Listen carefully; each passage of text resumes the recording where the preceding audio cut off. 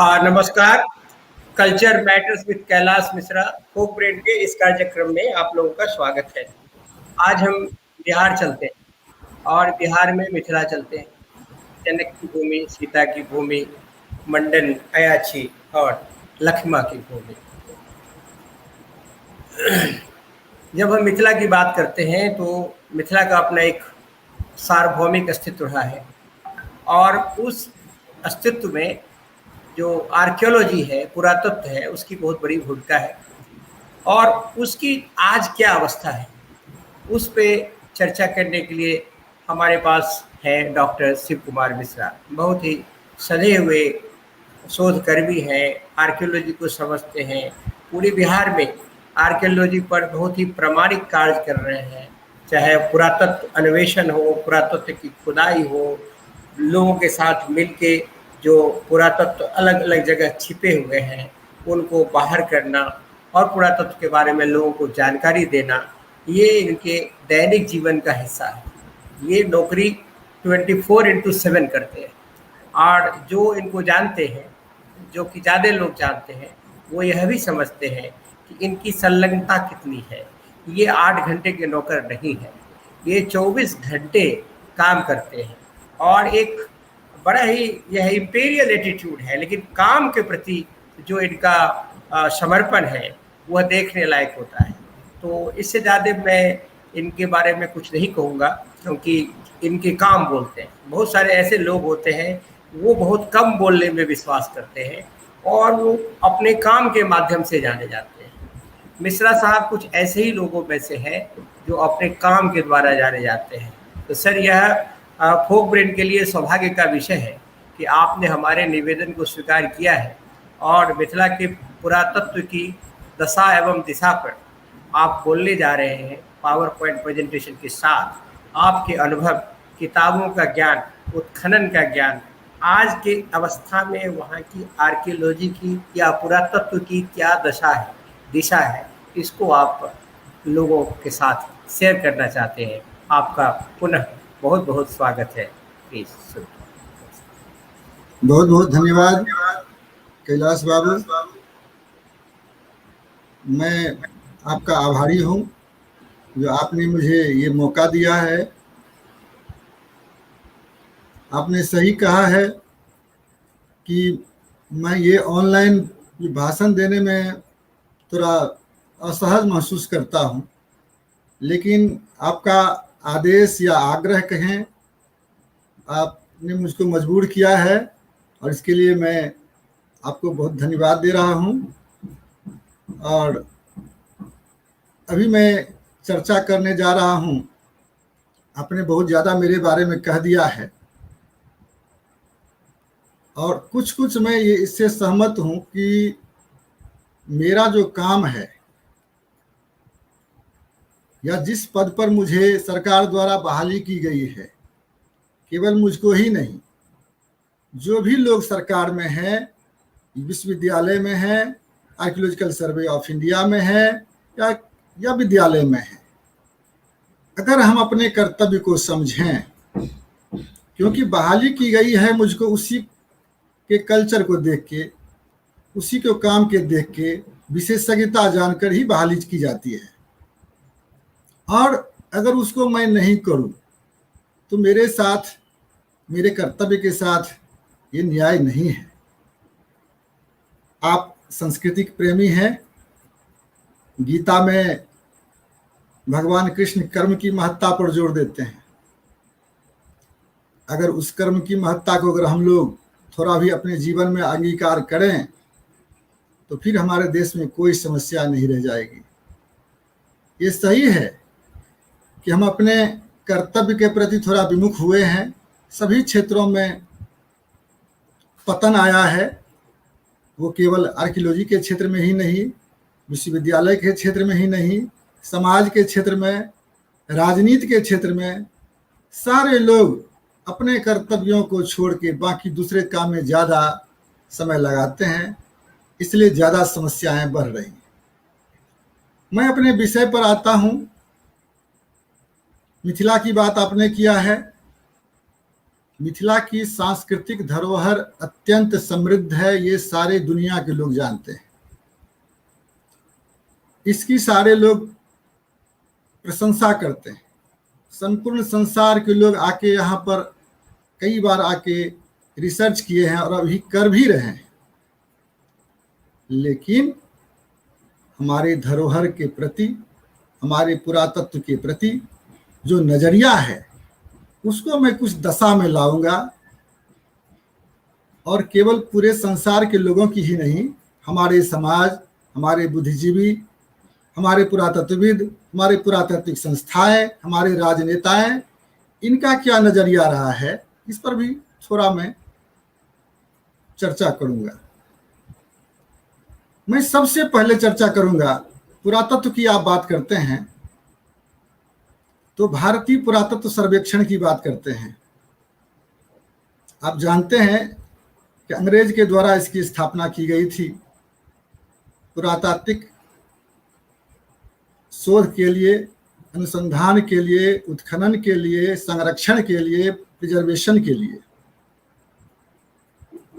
हम लोग मंच से भाषण देते हैं, बहुत बातें बोलते हैं, अंग्रेज के खिलाफ भी बोलते हैं, लेकिन कुछ अच्छे काम उन्होंने किया था। जो आर्कियोलॉजिकल सर्वे ऑफ इंडिया की स्थापना की थी, आपको बहुत तकलीफ होगी जब आप सोचेंगे जो स्वतंत्रता के बाद कितने पुरा स्थलों का आर्कियोलॉजिकल सर्वे ऑफ इंडिया द्वारा संरक्षित किया गया है या उसके संरक्षित सूची में नाम जोड़ा गया है, बहुत निराशा हाथ लगेगी। भारतीय पुरातत्व सर्वेक्षण के उसके जो डायरेक्टर जनरल होते हैं वे अपने विषय के विशेषज्ञ होते हैं, होना भी चाहिए।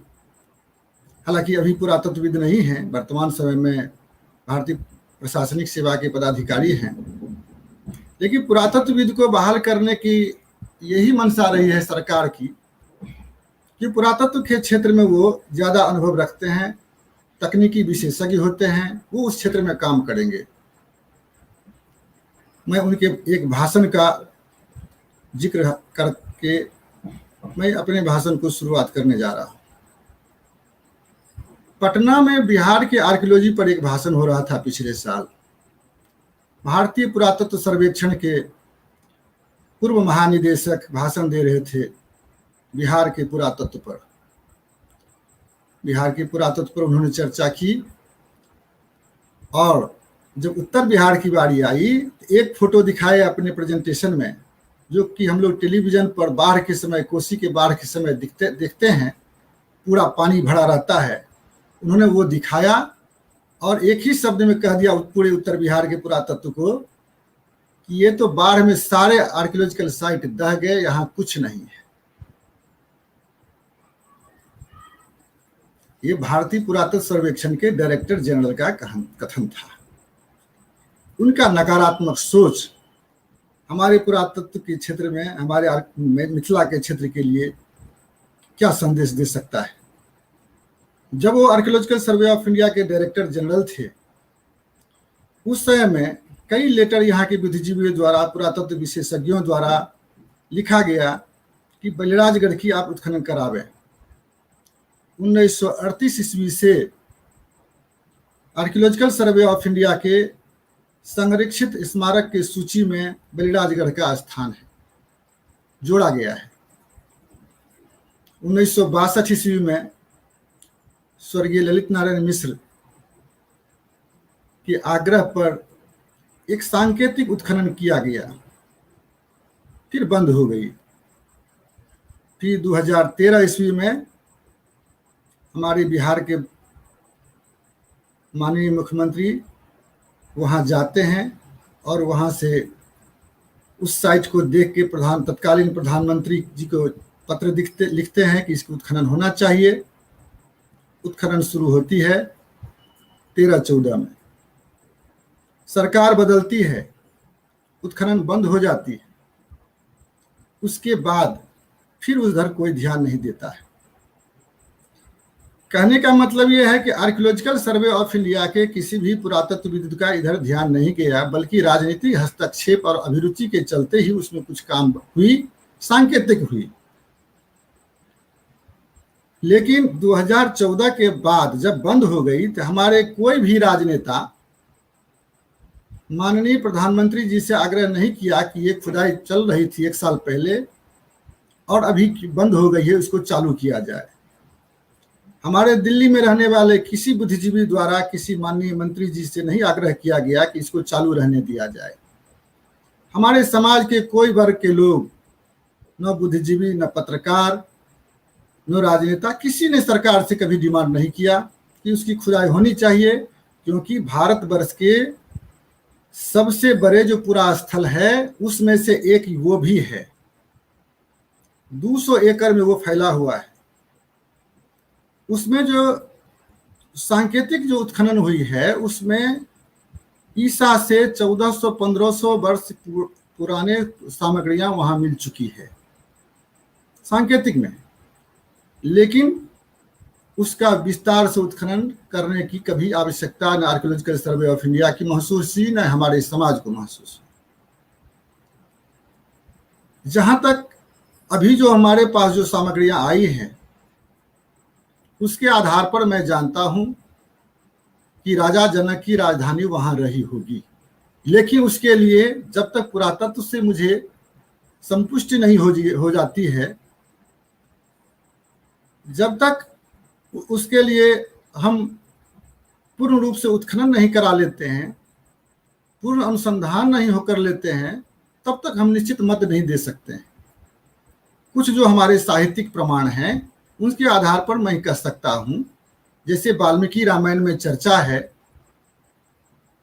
कि राम, लक्ष्मण एवं विश्वामित्र जी गौतम आश्रम से ईशान कोण की तरफ राजा जनक की यज्ञ मंडप पहुंचे थे। तो ये विश्वामित्र जी और राम लक्ष्मण गए थे ब्रह्मपुर से, जहां पर गौतम आश्रम की बात कही जाती है। वहां से ईशान कोण में है बलिराजगढ़। कुदाल सेना के अध्यक्ष जिंदगी भर लड़ाई लड़ते रहे कि अगर सरकार इसका उत्खनन नहीं कराती है तो हम कुदाल से ही इसका उत्खनन करा देंगे। हालांकि उन्होंने कुदाल कभी चलाया नहीं, लेकिन वो पटना से लेके दिल्ली तक संघर्ष करते रहे, रिजल्ट कुछ नहीं मिला। अब मैं एक प्रश्न करता हूं आप लोगों से कि मैं अगर कहता हूं कि ईशान कोण में, या रामायण वाल्मीकि रामायण कहती है कि गौतम आश्रम से ईशान कोण में राजा जनक की राजधानी थी, तो राजा जनक की राजधानी थी तो सीता की जन्मस्थली जरूर रही होगी। सीता के जन्मस्थली की खोज क्यों नहीं की जाती है? मुझे एक बात से बहुत कष्ट हुआ। एक माननीय सांसद ने पार्लियामेंट में कुछ साल पहले प्रश्न किया था कि सीता जी के जन्मस्थली के विकास के लिए सरकार क्या करने जा रही है। सरकार के माननीय मंत्री द्वारा राज्यसभा में जवाब दिया गया, शायद जवाब भारतीय पुरातत्व सर्वेक्षण से ही आया होगा, कि सीता जी के जन्म का कोई प्रमाण नहीं है, वे वाल्मीकि के काल्पनिक पात्र हैं।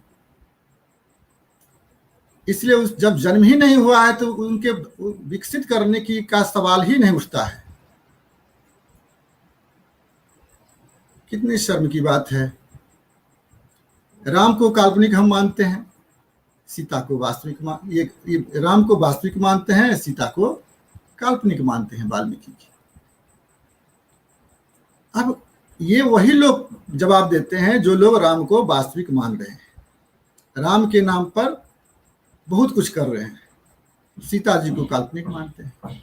इस क्षेत्र के साथ ये दुर्दशा है। ये पुरातत्वविदों का, पुरातात्विक संस्थानों का, सरकार के जो नीति निर्माता हैं उनका, और कुछ नहीं होता है।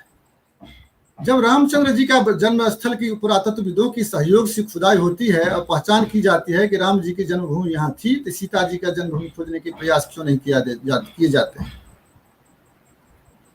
किसी ने प्रश्न नहीं उठाया, न ही हमारे राजनेता ने, न ही हमारे समाज के लोग, या हमारे दिल्ली में जो बुद्धिजीवी हैं उन लोगों ने कभी नहीं भारत सरकार के संस्कृति मंत्री से या संस्कृति विभाग के सचिव जो भी बिहार के हैं उनसे कभी मिला नहीं कि सीता जी के जन्मस्थली को आप उत्खनन कराइए और खोजिए ये कहाँ है,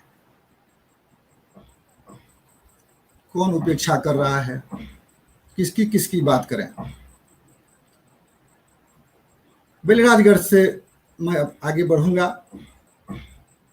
कुछ बातें मैं कहता हूँ मिथिला के। सबसे पहले मैं कह रहा हूँ कि मिथिला की बातें बहुत तरह के लोग करते हैं, लेकिन मैं ज्योग्राफी में उलझना नहीं चाहता हूँ। मैं जो अभी चर्चा कर रहा हूँ ये गंडक नदी से पूरब महानंदा नदी के पश्चिम तक का क्षेत्र के बारे में मैं कुछ चर्चा करूंगा।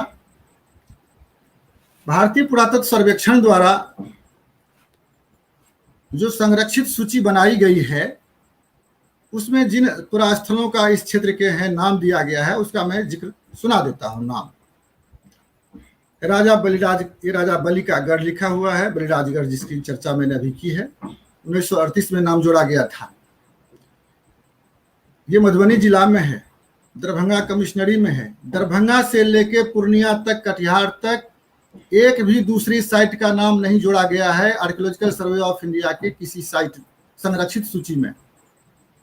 1938 ईस्वी के बाद किसी भी पुरास्थल का नाम नहीं जोड़ा गया भारत सरकार के संरक्षित सूची में। और संरक्षित सूची में नाम ही नहीं जोड़ा जाएगा तो संरक्षण क्या होगा, उत्खनन क्या होगा, उसका डेवलपमेंट क्या होगा। दूसरा साइट है लौड़िया नंदनगढ़ जो पश्चिमी चंपारण में है, उसका अशोक का स्तंभ है। रामपुरवा है, उसका भी है, वो मैं दिखाऊंगा उसके बारे में। भारतीय पुरातत्व सर्वेक्षण का जो साइट है उसके बारे में मैं आपको दिखाऊंगा कुछ देर के बाद। फिर लौड़िया नंदनगढ़ में वैदिक स्तूप है। फिर नंदनगढ़ में जो बौद्ध स्तूप है। फिर रामपुरवा में दो पिलर है, उसका जिक्र है इसमें। फिर एक चनकीगढ़ है जो नरकटियागंज के पास है, सब पश्चिमी चंपारण में है। उसके बाद ये सागरडीह है, वो भी मैं दिखाऊंगा। संरक्षित सूची में है, क्या संरक्षण वो भी मैं दिखाऊंगा। फिर वैशाली का बौद्ध जो भगवान बुद्ध का अस्थि अवशेष है जहाँ से खुदाई हुई थी, उस जगह को पुरास्थल में नाम रखा गया है। हालांकि वो पटना संग्रहालय में अभी है। फिर राजा विशाल का गढ़ है। फिर कोल्हुआ का अशोक का पिलर है। ये इतने जो स्थल हैं भारत सरकार के संरक्षित सूची में, आर्कियोलॉजिकल सर्वे ऑफ इंडिया के संरक्षित सूची में इतने हमारे पुरास्थल हैं मिथिला के। बिहार सरकार की भी संरक्षित सूची है, उसमें भी कुछ नाम है। अहिल्या स्थान अहियाड़ी में है, नाम जोड़ा गया है। ये फिर एक दूसरा साइट है मोतिहारी में, जॉर्ज ऑरवेल का जो जन्म स्थल है वो है। एक नया जोड़ा गया है द्वालख गांव है मधेपुर में, मधुबनी जिला में, वहाँ पर हरेश्वर नाथ शिव मंदिर है, उसको जोड़ा गया है। फिर हाजीपुर में है जामी मस्जिद है। पश्चिमी चंपारण में हजारी मार्ग धर्मशाला है। पूर्णिया में जलालगढ़ है। नेपाली मंदिर हाजीपुर में है। फिर मुजफ्फरपुर में कटरागढ़ है।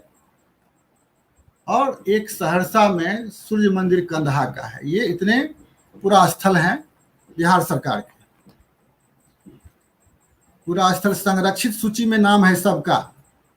संरक्षण की कोई व्यवस्था नहीं। मैं सरकार का नौकर हूं, फिर भी मैं सही बात बोल रहा हूं। संरक्षण की कोई व्यवस्था बिहार सरकार के किसी पुरास्थल पर नहीं है। भारत सरकार के जो मिथिला में क्षेत्र हैं उसके स्थल पर भी आप जाएंगे, संरक्षित नाम तो है संरक्षित सूची में, संरक्षण की बात आपको नहीं मिलेगी, कहीं भी नहीं मिलेगी। अब खुदाई किसका किसका हुआ है सो मैं बता देता हूं। इस क्षेत्र में उसमें पुरातात्विक उत्खनन के बारे में यह कहा जाता है कि पुरातात्विक उत्खनन से दो बातें होती है। एक ये होती है कि या तो पुरातत्व के उत्खनन से निर्माण होता है या विनाश होता है। दोनों पुरातत्वविद करते हैं। निर्माण होता है, उत्खनन कराएं, उसका सही ढंग से अध्ययन करें, उसका प्रकाशन करें, उसमें जो सामग्रियां मिलती हैं उसको संरक्षित करें, ये निर्माण हुआ। विनाश ये होता है कि उसको खुद उत्खनन तो कर दिए, उसका रिपोर्ट नहीं छपी, उसकी जो उसमें जो सामग्रियां मिली उसको सही ढंग से संरक्षित नहीं की गई, उसको रखी नहीं गई, रखरखाव नहीं हुआ, तो वो विनाश हो गया। उस उत्खनन से अच्छा है उत्खनन नहीं करावें, वही अच्छा है। मिथिला में जिन जिन स्थलों का उत्खनन कराया गया उसका कुछ मैं नाम बता रहा हूँ। बेलराजगढ़ में सांकेतिक हुआ है जो मैंने कह दिया है। कटरागढ़ में बिहार सरकार द्वारा कराया गया था, मुजफ्फरपुर जिला में है। करियन में काशी प्रसाद जायसवाल शोध संस्थान द्वारा कराया गया था, जिसका रिपोर्ट भी छपा है। पाण है समस्तीपुर में, उसका भी उत्खनन कराया गया था, ये काशी प्रसाद जायसवाल शोध संस्थान के द्वारा। वैशाली में कराया गया है राज्य सरकार द्वारा भी, भारत सरकार के द्वारा भी। कुशी में कराया गया है जो मुजफ्फरपुर में है। चेचर है वैशाली जिला में, अड़ीराज है, वहाँ चनकीगढ़ है, इन स्थलों में खुदाई हुई है, लेकिन इसका रिपोर्ट बहुत कम छपा है। रिपोर्ट ही नहीं छपी तब तो निर्माण की बात ही नहीं, तब तो वो विनाश ही न हुआ। रिपोर्ट नहीं छपी, उसकी सामग्री को संरक्षित नहीं की गई, उसके बारे में हम जानते नहीं हैं, हम भविष्य के लोगों को बता नहीं सकते हैं उस वहां क्या मिला, तो ये रिपोर्ट प्रकाशित नहीं हुई। अब किनकी गलती है ये मैं नहीं कहूंगा, जो खुदाई कराने वाले थे या क्या थे। अब एक कुछ जानकारी मैं ये दे रहा हूं कि हमारे पुरातत्व के बारे में कुछ लोगों का नजरिया कैसा रहा है। 1984 ईस्वी में एक किताब छपती है, बहुत बड़ी कला इतिहास की विदुषी रही है Susan Huntington, the Pal Sen school of sculptures, London से छपी थी 1984 में। 300 पेज की किताब है। गंगा के उत्तर एक भी मूर्ति उनको नहीं मिली, 300 पेज में एक भी मूर्ति को स्थान उन्होंने नहीं दिया, जबकि 1923 ईस्वी में केपी जायसवाल द्वारा अंधरा ठाड़ी विष्णु मूर्ति की जिक्र करते हुए उसके अभिलेख पर उनका report Bihar journal of the Bihar and Orissa research society में छप चुकी है। लेकिन 84 ईस्वी में उन्होंने एक मूर्ति का जिक्र नहीं किया है। ये विदेशी लोगों का है। हमारे देश के कुछ विद्वान विदेशी का हमारे पास किताब है, बिहार के राष्ट्रभाषा परिषद से छपी है, बिहार की प्राचीन हिंदू प्रतिमाएं। ये भी बहुत मोटी किताब है। इसमें भी बहुत मूर्तियां हैं, बहुत मूर्तियों का जिक्र किया गया है, लेकिन मिथिला क्षेत्र से एक भी मूर्तियां, खासकर उत्तर बिहार गंगा के उत्तर की एक भी मूर्तियों का जिक्र नहीं किया गया है। 250 पेज की ये करीब किताब है, इसमें नहीं है, हिंदी में है। एक और किताब छपी है बिहार राष्ट्रभाषा परिषद से, प्राचीन भारतीय मूर्ति विज्ञान, नील पुरुषोत्तम जोशी। एक भी मूर्ति का जिक्र नहीं करते हैं ये लोग उत्तर बिहार की। और 1984 में जो सुसान हंटिंगटन का छपा है, उससे पहले डॉक्टर विजयकांत मिश्र का art and architecture of Mithila Allahabad से 1978 ईस्वी में छप चुकी थी, जिसमें कुछ मूर्तियों की, कुछ मंदिरों का उसमें डॉक्यूमेंटेशन हो चुका था। उसके बाद भी किसी के द्वारा, बाद के लोगों के द्वारा इस क्षेत्र के एक भी मूर्ति का जिक्र उन्होंने नहीं करते हैं। उन लोगों का नकारात्मक सोच था क्या सकारात्मक था, ये सबके सामने है। ये पुरातत्वविदों, मूर्ति विशेषज्ञों का क्या नजरिया रहा है इस क्षेत्र के प्रति, इसका संक्षिप्त विवरण रहा है। और मैं अभी जो अब आपको दिखाऊंगा ये प्रेजेंटेशन, वो जरा शुरू करें, उसके बारे में कुछ कहूँगा। उसमें भी लगेगा कि देश विदेश के विद्वानों के अलावा हमारे समाज के लोगों ने क्या करके रखा है हमारे पूरा स्थल को। हालांकि मूर्ति के क्षेत्र में कुछ काम हुई है। ये एक महत्वपूर्ण बात मैं यहाँ से कहना चाहता हूँ, चंदा झा ने पुरातत्व पर काम किया था, कविश्वर चंदा झा। मुझको लगता है भारत में पहले पुरातत्वविद रहे होंगे वो। दुर्भाग्य की बात है कि उनका कोई पब्लिकेशन नहीं है, लेकिन कुछ पोथा है जो कि एक विद्वान के घर में संरक्षित है, उसका अध्ययन करके एक रिपोर्ट छपी है बिहार रिसर्च सोसाइटी मिथिला भारती के जर्नल में, जिसमें जिक्र है कि उन्होंने पुरास्थलों का सर्वेक्षण करके कुछ अभिलेखों का अध्ययन करके उन्होंने लिखा था और पोथा में नोट किया था। प्रकाशित नहीं हुई थी उस समय तक। उससे पहले मुझको नहीं पता है कि भारत के कौन लोग पुरातत्व पर काम किए होंगे, लेकिन मिथिला के कविश्वर चंद्र झा पुरातत्व पर काम किए थे। हालांकि वो साहित्यकार कवि के रूप में जाने जाते हैं, लेकिन पुरातत्व पर उनका काम है। उन्होंने अनेक अभिलेखों का अध्ययन किया था, अनुवाद किया था। तो मिथिला क्षेत्र में ये सौभाग्य रहा है कि पुरातत्वविद यहाँ पैदा हुए, भले ही वो अधिक जग जाहिर नहीं हो सके और उनका काम पब्लिश नहीं हो सका, लेकिन उसके बाद के कुछ लोग जो पुरातत्व के क्षेत्र में काम नहीं करते थे, उन लोगों का कुछ काम हुआ है। जैसे स्वर्गीय सत्यनारायण सत्यार्थी जी, उन्होंने अनेक गांव-गांव में घूम कर मूर्तियों का डॉक्यूमेंटेशन किया। मूर्ति विज्ञान के विशेषज्ञ नहीं थे, अभिरुचि थी। मैं भी आप लोगों को स्पष्ट करता हूं, मैं पुरातत्व का विद्यार्थी नहीं हूं, मुझे अभिरुचि है। मेरा पीएचडी पुरातत्व में नहीं है, न एमए में मैंने पुरातत्व पर ज्यादा अध्ययन किया है। मैं संस्कृति का विद्यार्थी, कल्चर का विद्यार्थी रहा हूं। लेकिन जब पुरातत्व पर काम करने के लिए पुरातात्विक संस्थाएं जब कमजोर पड़ जाती है, तो हमारे जैसे लोगों को अभिरुचि रखने वाले ही पुरातत्वविद कहलाने लगते हैं। भारतीय पुरातत्व सर्वेक्षण में हमारे क्षेत्र के बहुत बड़े बड़े लोग रहे हैं, बड़े बड़े पदाधिकारी रहे हैं, अभी भी हैं। मेरे नज़र में अभी तक कुछ दिखाई नहीं दिया इस क्षेत्र में उन्होंने कोई अभिरुचि कभी लिया। मिथिला की पुरातत्व पर बोलने के लिए अगर उन लोगों को कहा जाए तो हो सकता है दूसरे क्षेत्र के पुरातत्व पर बोलना शुरू कर देंगे। मेरी नज़र में उनका कोई कंट्रीब्यूशन मिथिला के पुरातत्व पर नहीं है। तो जब मैथिली जो हमारे हैं वो नहीं अभिरुचि लेंगे, तो दूसरे लोग जो लेते हैं वही ज़्यादा है। अब मैं कैलाश बाबू से आग्रह करूंगा जो वो पावर पॉइंट प्रेजेंटेशन को शुरुआत करें।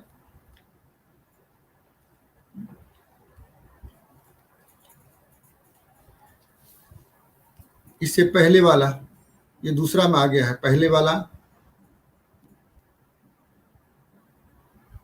हाँ, ये बलिराजगढ़ का मैंने भी बताया है। जो वहाँ अभी जो उत्खनन हो चुका है, उसमें ईसा से 1500 वर्ष पहले तक की सामग्रियां मिल चुकी है, लेकिन वो बहुत कम है। वहाँ का जो दीवार है, अभी जो दीवार का आप फोटो देख रहे हैं, उसका जो ऊपरी भाग है उस पर इतना चौड़ा है कि एक ट्रक भी गुजर सकती है। लेकिन ये 4 साल पहले जो संरक्षण कराई गई थी, जब MS चौहान जी यहाँ पर पटना के सुपरिंटेंडिंग आर्कियोलॉजिस्ट थे, उनके समय में खुदाई हुई थी 1913-14 में।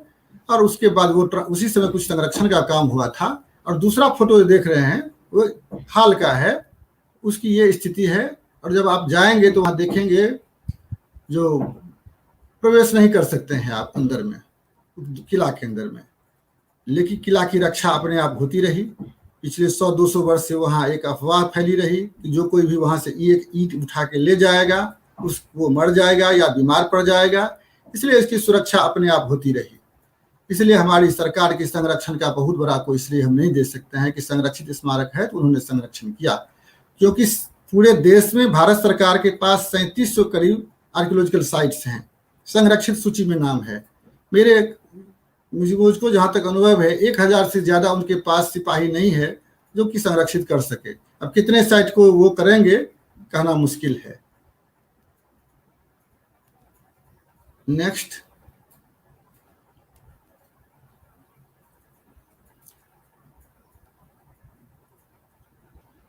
हाँ, अब एक है बलिराजगढ़ से थोड़ा दूर, करीब 10 किलोमीटर दूर हटके एक पश्तन नवटोली है।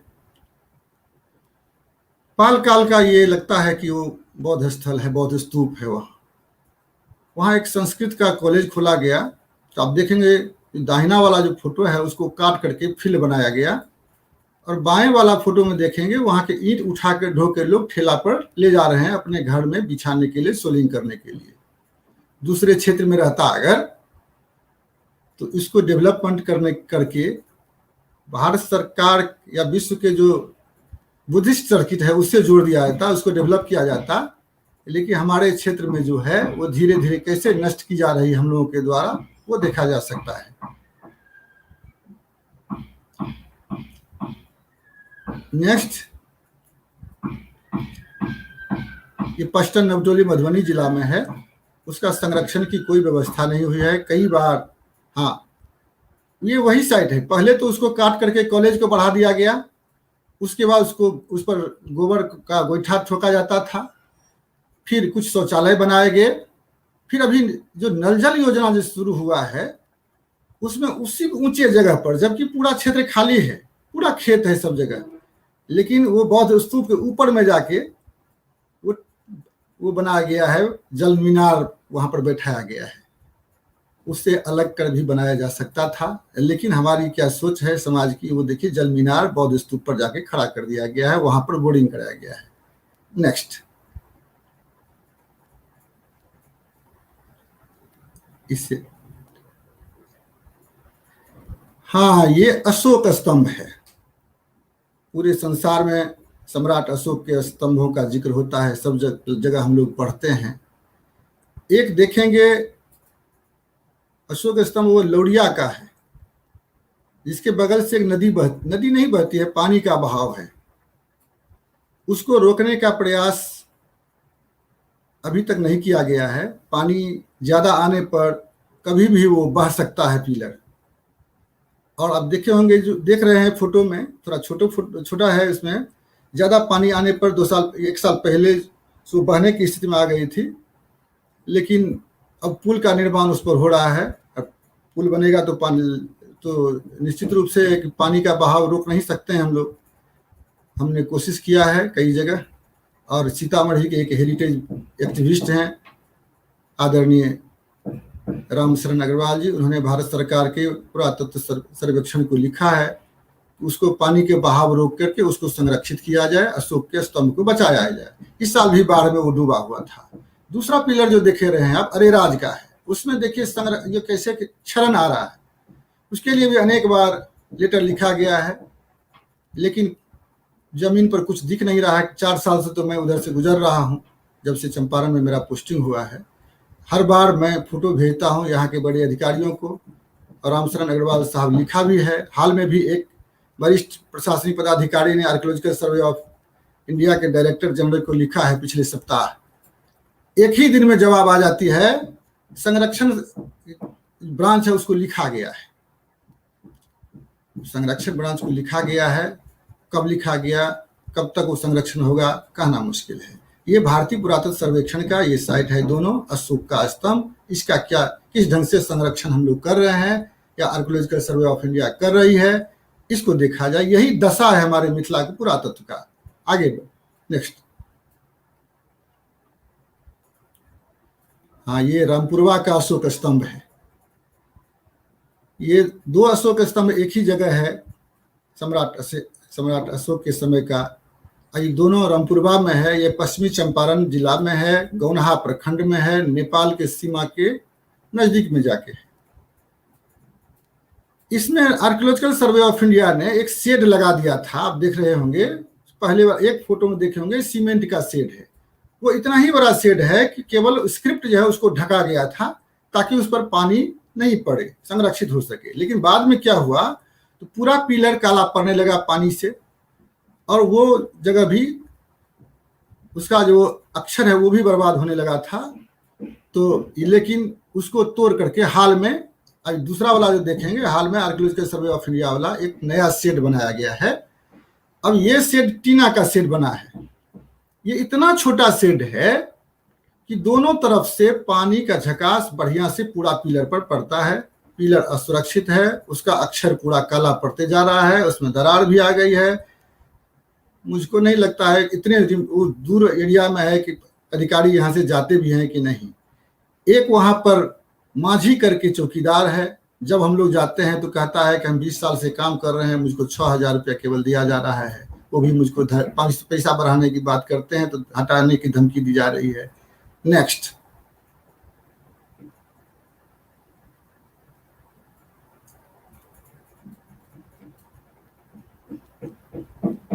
हाँ, ये उसी का पिलर है, दूसरा भाग में दिखा रहा हूँ। ये बहुत ऊंचे टीले पर है, आपको दिखाई देता होगा। अगर पश्चिम से अगर पानी का झकास पूरा पिलर पर जाएगा, पूरब वाला भी पिलर दिखाया है कि पूरब से भी उसका कोई रोकने का नहीं, एकदम बहुत छोटा शेड बनाया गया है। थोड़ा बना दिया जाता, टीना का ही तो शेड था, 2 फीट और बढ़ा दिया जाता तो कोई आफत नहीं आ जाती सरकार पर। तो ये हमारे अधिकारी किस ढंग से उदासीन है अपने धरोहर के प्रति देखा जाए। ये दोस्त है। एक केसरिया का आप देख रहे हैं पानी में डूबा हुआ है, केसरिया का बौद्ध स्तूप है, ये पानी में डूबा हुआ था। इसके लिए क्या व्यवस्था हो रही है पता नहीं। दूसरा है ये सागरडी भी संरक्षित सूची में है। संरक्षण के नाम पर वहां कुछ नहीं है। मैं गया था तो किसी को मैं वहां देखा नहीं। पूरा ऊपर जंगल है, चारों तरफ कोई संरक्षण, एक बोर्ड लेकिन है, भारतीय पुरातत्व सर्वेक्षण का संरक्षित स्मारक के रूप में लिखा हुआ है। नेक्स्ट।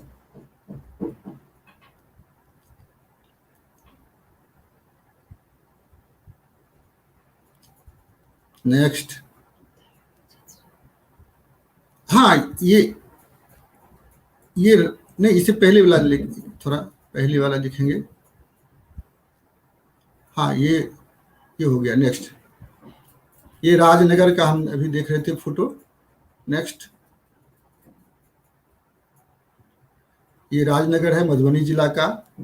500 एकड़ में ये धरोहर भवन है। शायद देश में इतना बड़ा क्षेत्र में इतना अधिक मंदिर कहीं नहीं है। जो यहाँ की कलाकृतियां हैं वो भी दुर्लभ है, लेकिन इसका दशा देखें। बैक उस पर जरा चलें, राजनगर ही चलें।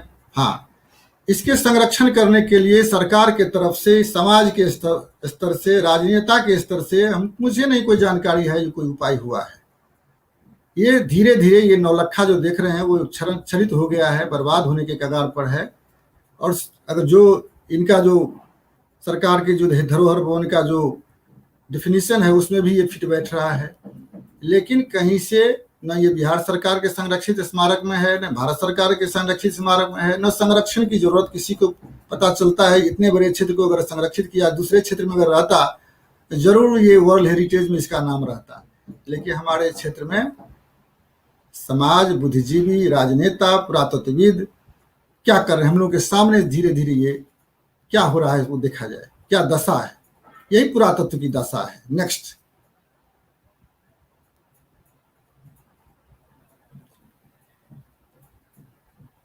एक ये जो है ये मूर्ति है, मधुबनी जिला में मुक्तेश्वर स्थान है। इसमें ये गुप्तोत्तर काल की मूर्ति है, विष्णु की है। ये बिहार में शायद सबसे पुरानी मूर्ति है, वो हाल में ही निकली है। एक दिन के बाद दूसरा फोटो देखिए हम लोग क्या कर दिए हैं। इस मूर्ति का फोटो देखकर अमेरिका के एक विद्वान, art historian, north west university के प्रोफेसर थे आर्ट हिस्ट्री के, रॉबलिन रॉथ, वो फोटो देख के ही गए थे। डॉक्टर सुशांत कुमार उनको ले गए थे। जब लौट के आए तो मुझ पर बहुत गुस्साए थे कि आपने जो फोटो दिखाया वो मुझको मिला नहीं उस मंदिर में। तब मैंने ये दूसरा फोटो दिखाया तो उसको इस ढंग से विकृत कर दिया गया है। या हमारे समाज के लोग जिस ढंग से अपने पुरातात्विक सामग्री को विकृत करते हैं कि पहचानना मुश्किल है। नेक्स्ट।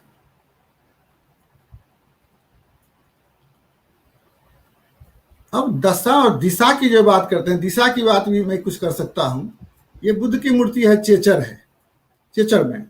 चेचर मंदिर एक गंगा किनारे है, वहां पर ये बुद्ध की मूर्ति पहले पेड़ के नीचे फेंकी हुई थी। सब लोग पानी देते थे, काई जम गई थी, उसको पहचानना मुश्किल था। लेकिन समाज के लोगों ने कुछ उसको साफ सुथरा करके मंदिर में ही उसको संरक्षित किया। और देखिए शोकेस बना के शीशा के अंदर में उस मूर्ति को रख दिया। अब न उस पर पानी पड़ रहा है, न काई जम रही है। तो इस ढंग से सामाजिक स्तर पर भी संरक्षित किया जा सकता है। जरूरी नहीं है कि सरकार के भरोसे ही हम बैठें। समाज के लोग भी अगर जागृत होंगे तो इस ढंग से संरक्षित किया जा सकता है अपनी धरोहर को, खासकर प्राचीन मूर्तियों के, पुरातात्विक सामग्रियों को। नेक्स्ट।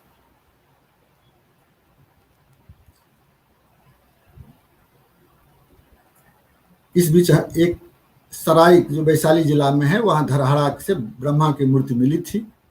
हम लोग थाना से मिलने गए थे, थाना अध्यक्ष से बात किए। हमारे साथ आर्कियोलॉजिकल सर्वे ऑफ इंडिया के डॉक्टर जलज तिवारी हैं। हमारे संग्रहालय निदेशालय के डॉक्टर अशोक कुमार सिन्हा हैं, चेचर म्यूजियम के कर्मचारी हैं अरविंद कुमार। ये हम लोग गए और वहाँ थाना अध्यक्ष से रिक्वेस्ट किया और उन्होंने ये मूर्ति दिया। चेचर म्यूजियम में इसको हम लोगों ने रखा। अब ये जो समस्या है, ये अभी हमारे क्षेत्र में, जैसे कि अभी तक हम लोग बात किए हैं, पुरातत्व की उत्खनन का हमारे पुरातात्विक संस्थाएं, भारत सरकार या बिहार सरकार को ज़्यादा इंटरेस्ट नहीं है। जेसीबी को हम लोग धन्यवाद देते हैं। अभी जो काम हो रहा है निर्माण का काम, उसमें जेसीबी मशीन से जबरदस्त उत्खनन हो रहा है। हमारे यहाँ सामग्री निकलती रही है, मूर्तियां निकलती, तरह तरह की पुरातात्विक सामग्री मिले हैं। जब मिलते हैं तो उसको नियम ये है, भारत सरकार का एक नियम है कि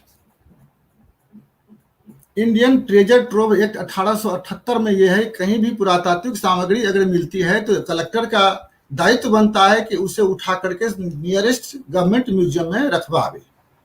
फिर बिहार पुलिस मैनुअल 1978 में स्पष्ट किया गया है कि पुलिस का ये दायित्व बनता है कि ये कहीं भी अगर कोई पुरातात्विक सामग्री मिलती है या कोई मूर्तियां मिलती है तो पुलिस उसको इमीडिएट उठा के नियरेस्ट गवर्नमेंट म्यूजियम में रखवावे। ये कानून है। इसी तरह सामाजिक संस्थाएं हैं, पंचायती राज संस्थाएं, उनका भी दायित्व है धरोहर संरक्षण के लिए। लेकिन दुर्भाग्य की बात यह है कि ये व्यवहार में नहीं है। कोई भी अधिकारी अभिरुचि लेना नहीं चाहते हैं। उसमें हमारे संग्रहालय या पुरातत्व के लोगों का भी दोष है कि हम लोग उनसे समन्वय नहीं बना पाते हैं। हम लोग जहां बनाते हैं कुछ लोगों से मदद मिलती भी है, इसीलिए ये जो वैशाली की जो ब्रह्मा की मूर्ति मिली है ये उसी का परिणाम है। नेक्स्ट,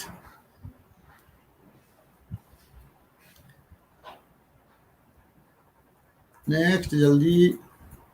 हाँ, ये एक मूर्ति है जो कि 2000 वर्ष पहले की यक्षिणी की मूर्ति है। ये पकोली है, वहाँ हाजीपुर के पास। जब गांधी से तो हम लोग हाजीपुर की तरफ उतरते हैं, वहाँ पर है पकोली। वहाँ बहुत पुरानी 2000 वर्ष पहले की, लेकिन इस ढंग से उसको पेंट कर दिया गया है तो पहचान मुश्किल है। ये इस तरह की बातें लोगों को समझनी चाहिए कि हम इस ढंग की काम नहीं करें। एक दूसरा जो मूर्ति देख रहे हैं, ये नेपाल में जो सिमरावगढ़ है, जो मिथिला की राजधानी, कर्नाटक शासकों की राजधानी थी, वहाँ पर अनेक मूर्तियाँ मिल रही हैं। ये मूर्ति मिली, चोर उससे उठाकर ले गया, मिट्टी में गाड़ दिया, फिर उसको निकालने के क्रम में ये किस ढंग से नष्ट होता है वो देख सकते हैं आप। नेक्स्ट,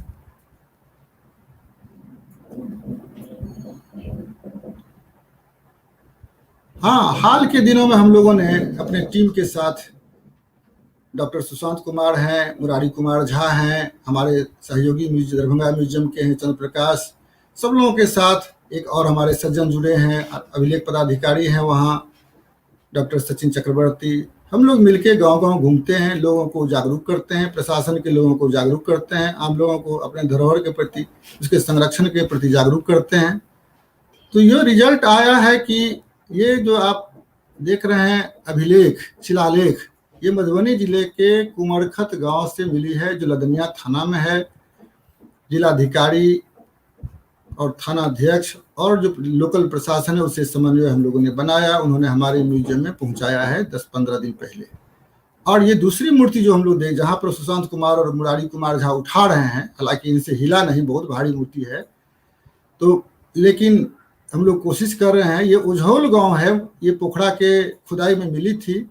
पहले पुलिस लाने गई तो गांव के लोगों ने नहीं दिया, लेकिन 1 साल तक हम लोग प्रयास करते रहे, वहाँ के लोगों को तैयार किया और वो लोग मुझे बुला करके मूर्ति दी। न पुलिस की जरूरत पड़ी न प्रशासन की, हम लोग उसको ला के अपने म्यूजियम में रखे हैं। और वहाँ पर जो बाहर से लोग अभी आते हैं दर्शक, उसको देख के उस पर रिसर्च कर सकते हैं। इस ढंग से हम लोग आम लोगों को जागरूक कर रहे हैं। हाल में भी हम लोग कोशिश किए हैं, कहीं कहीं सफलता मिलती भी है, कहीं नहीं भी मिलती है। सब तरह के लोग हैं, कहीं ज़्यादा जिद्दी हैं लोग, वो लोग जब कहीं मूर्ति मिलती है तो मंदिर निर्माण करने में लग जाते हैं। शुरू में बहुत तो उन्माद रहता है, मंदिर निर्माण करेंगे, हम सुरक्षा करेंगे, हम नहीं ले जाने देंगे। कुछ दिन के बाद क्या होता है, तो जब वो लोग शांत हो जाते हैं, जाड़ा का समय हुआ, शीतलहरी में सब घर में सोए रहते हैं, मंदिर से चोर जो है उठाकर गायब कर देते हैं। हम लोग धरोहर से वंचित कर जाते हैं। इसलिए कम से कम जो बुद्धिजीवी हैं उनका दायित्व बनता है कि अपने समाज के लोगों से ये आग्रह करें कि अपने धरोहर को संरक्षित करने, सुरक्षित रखने के लिए समुचित जगह जो सरकार द्वारा निर्धारित की गई वहां पर रखें, ताकि और वो जिद छोड़ दें कि मैं ही इसकी सुरक्षा करूंगा, मैं ही इसे रखूंगा, ये संभव नहीं है। नेक्स्ट।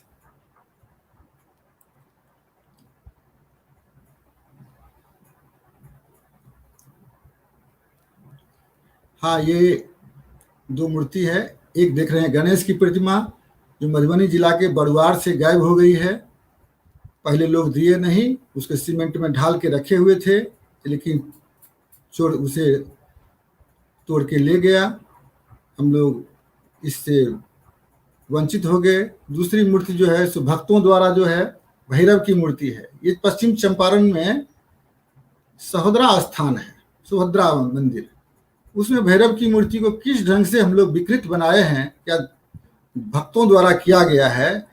इसमें इस ढंग से सिंदूर और पानी का लेप चढ़ाया जाता है। कई मंदिरों में आप देखेंगे कितनी सुंदर सुंदर मूर्तियां जो है वो उसको पानी और नमक, सिंदूर, ये जो है उसको किस ढंग से बर्बाद करता है। कई लोग उसको मिठाई चढ़ाने लगते हैं, मिठाई में चींटी, चूहा, ये सब जाना स्वाभाविक हो जाता है। धीरे धीरे वो पत्थर भी खत्म हो जाता है। नेक्स्ट। इससे परहेज करने की आम लोगों में आवश्यकता है। हाँ, ये दो शिवलिंग का मैंने उदाहरण दिया है। एक शिवलिंग जो आप बायां में देख रहे हैं, ये बाबा उग्रनाथ महादेव का है, जहाँ महाकवि विद्यापति से जुड़ा हुआ है। उसमें पानी डालते डालते 3 जगह उसमें दरार आई है। दूसरा ये है मुक्तेश्वर स्थान में, उसको तो उसमें तो ये कुछ दिन पहले का है, बाद में साफ बहुत क्षरण हो गया, फिर उसको लोग संरक्षित करने में लगे हुए हैं। लेकिन पानी से हम कैसे क्षति पहुंचाते हैं ये हम देख सकते हैं। देवघर के शिवलिंग में तो दूसरा कवर डाला गया है पानी के चलते। नेक्स्ट। दक्षिण भारत में नहीं भी लोग पानी देते हैं तो फिर आस्था में कमी नहीं आती है। नेक्स्ट।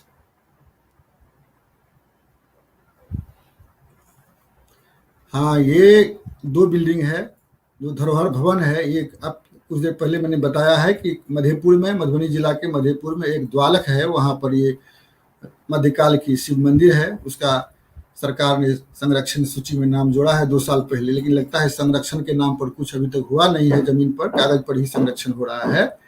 और ये दूसरा जो है ये जलालगढ़ है पूर्णिया का, उसका भी वही हाल है।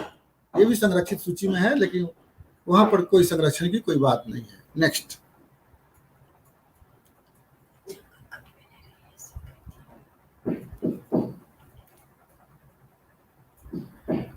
हाँ, ये गणेश की प्रतिमा थलवाड़ा गांव की है, दाहिना वाला हम लोग देख रहे हैं।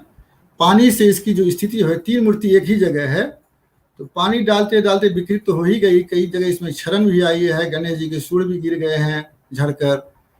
तो इस ढंग से हम लोगों ने समझाया भी, पानी का उपयोग कम कीजिए, लोग करें तो अच्छी बात होगी। ये बुद्ध की प्रतिमा दुर्लभ है, ये बायां वाला, ये सहरसा जिला में एक जगह की है, नाम नहीं बताऊंगा, लेकिन इस ढंग से असुरक्षित है, कभी भी वंचित हो सकते हैं।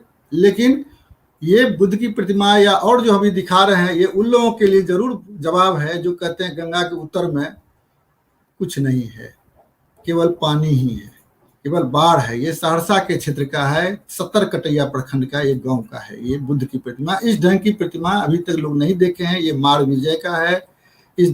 ये केवल शास्त्र में ही, बौद्ध ग्रंथ में ही पढ़ा जा सकता है। इस तरह की मूर्ति आप देखने को अभी तक नहीं मिली थी, ये दुर्लभ है। नेक्स्ट।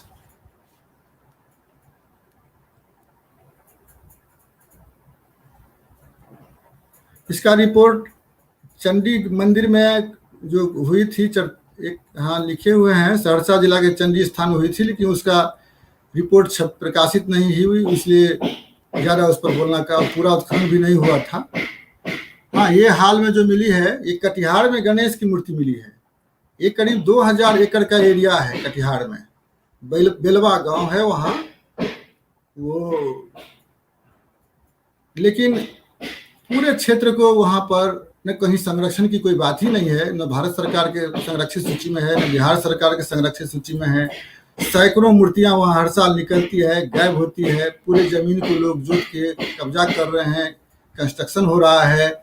और ये हाल में गणेश की मूर्ति भी मिली है, अभी तक तो बची हुई है, लेकिन बहुत बड़ा क्षेत्र है, उसको संरक्षण करने की जरूरत है। उसके लिए वहाँ के कुछ लोगों ने लिखा भी है भारतीय पुरातत्व सर्वेक्षण को, लेकिन अभी तक मुझको लगता है 1 साल पहले उन्होंने लिखा था, 1 साल में लगता है ऐसा से कोई अधिकारी वहाँ देखने तक नहीं गए हैं। और ये दूसरी है नवग्रह की हाल में ही मूर्ति मिली है मधुबनी जिला में, ये रहिका के बसैठा के पास है, ये गांव नहीं बसौली हाट के पास है। तो हमारी टीम के लोग गए थे, सुशांत कुमार, चंद्र प्रकाश, क्योंकि वहाँ के लोग देने के लिए तैयार नहीं हुए, वो लोग मंदिर निर्माण करने में लगे हुए। बहुत सुंदर प्रतिमा है ये बहुत कम मूर्ति नवग्रह की मिली है हमारे क्षेत्र में, उसमें ये भी बहुत अच्छी प्रतिमा है। नेक्स्ट, ये अभी 2 प्रतिमा मिली है। एक हरिहर की मिली है जो मकरंदा गांव है, मकरंदा और भंडारी सम ऐतिहासिक गांव है, वहाँ बहुत बड़ा पुरा स्थल है, पहले से भी देवी की मूर्ति है। और एक ये हरिहर की प्रतिमा अभी तक मेरी नज़र में केवल ये तीसरी मूर्ति है पूरे उत्तर बिहार में।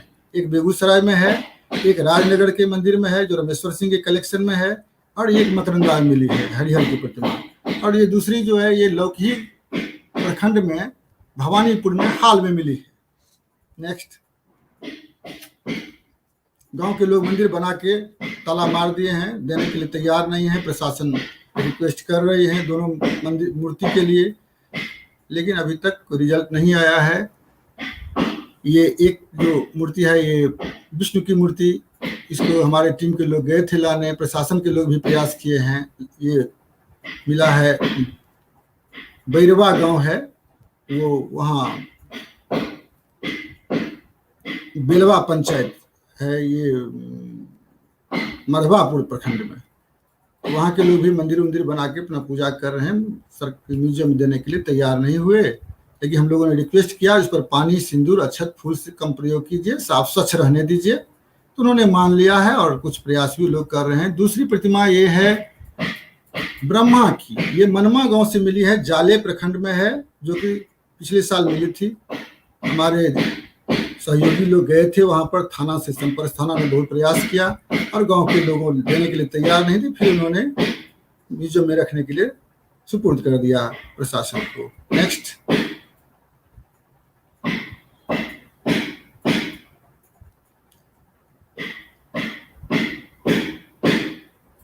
नेक्स्ट, ये पहले देख चुके हैं। नेक्स्ट, ये अंतिम जो है ये प्रतिमा जो है ये यहाँ से बिस्फी से मिली है। बिस्फी महाकवि विद्यापति का जन्मस्थली है, सारी दुनिया के लोग जानते हैं। लेकिन पुरातात्विक दृष्टि से उनके जन्म से बहुत पहले यानी 8वीं-9वीं शताब्दी की 2 देवी की प्रतिमा भी मिली है। और ये जो मूर्ति है ये बाद में मिली है, ये लगता है 200-300 वर्ष पहले की ये मूर्ति है। किसी जो उपासिका का ये मूर्ति है जो कि मंदिर बनाने के समय अपना मूर्ति बनवाई थी इस ढंग से। तो सब तरह से की मूर्तियां, कलाकृतियां, धरोहर, भवन, पूरा स्थल से समृद्ध हमारा मिथिला क्षेत्र है। उसकी दशा क्या है आप लोगों को मैंने संक्षेप में दिखाया।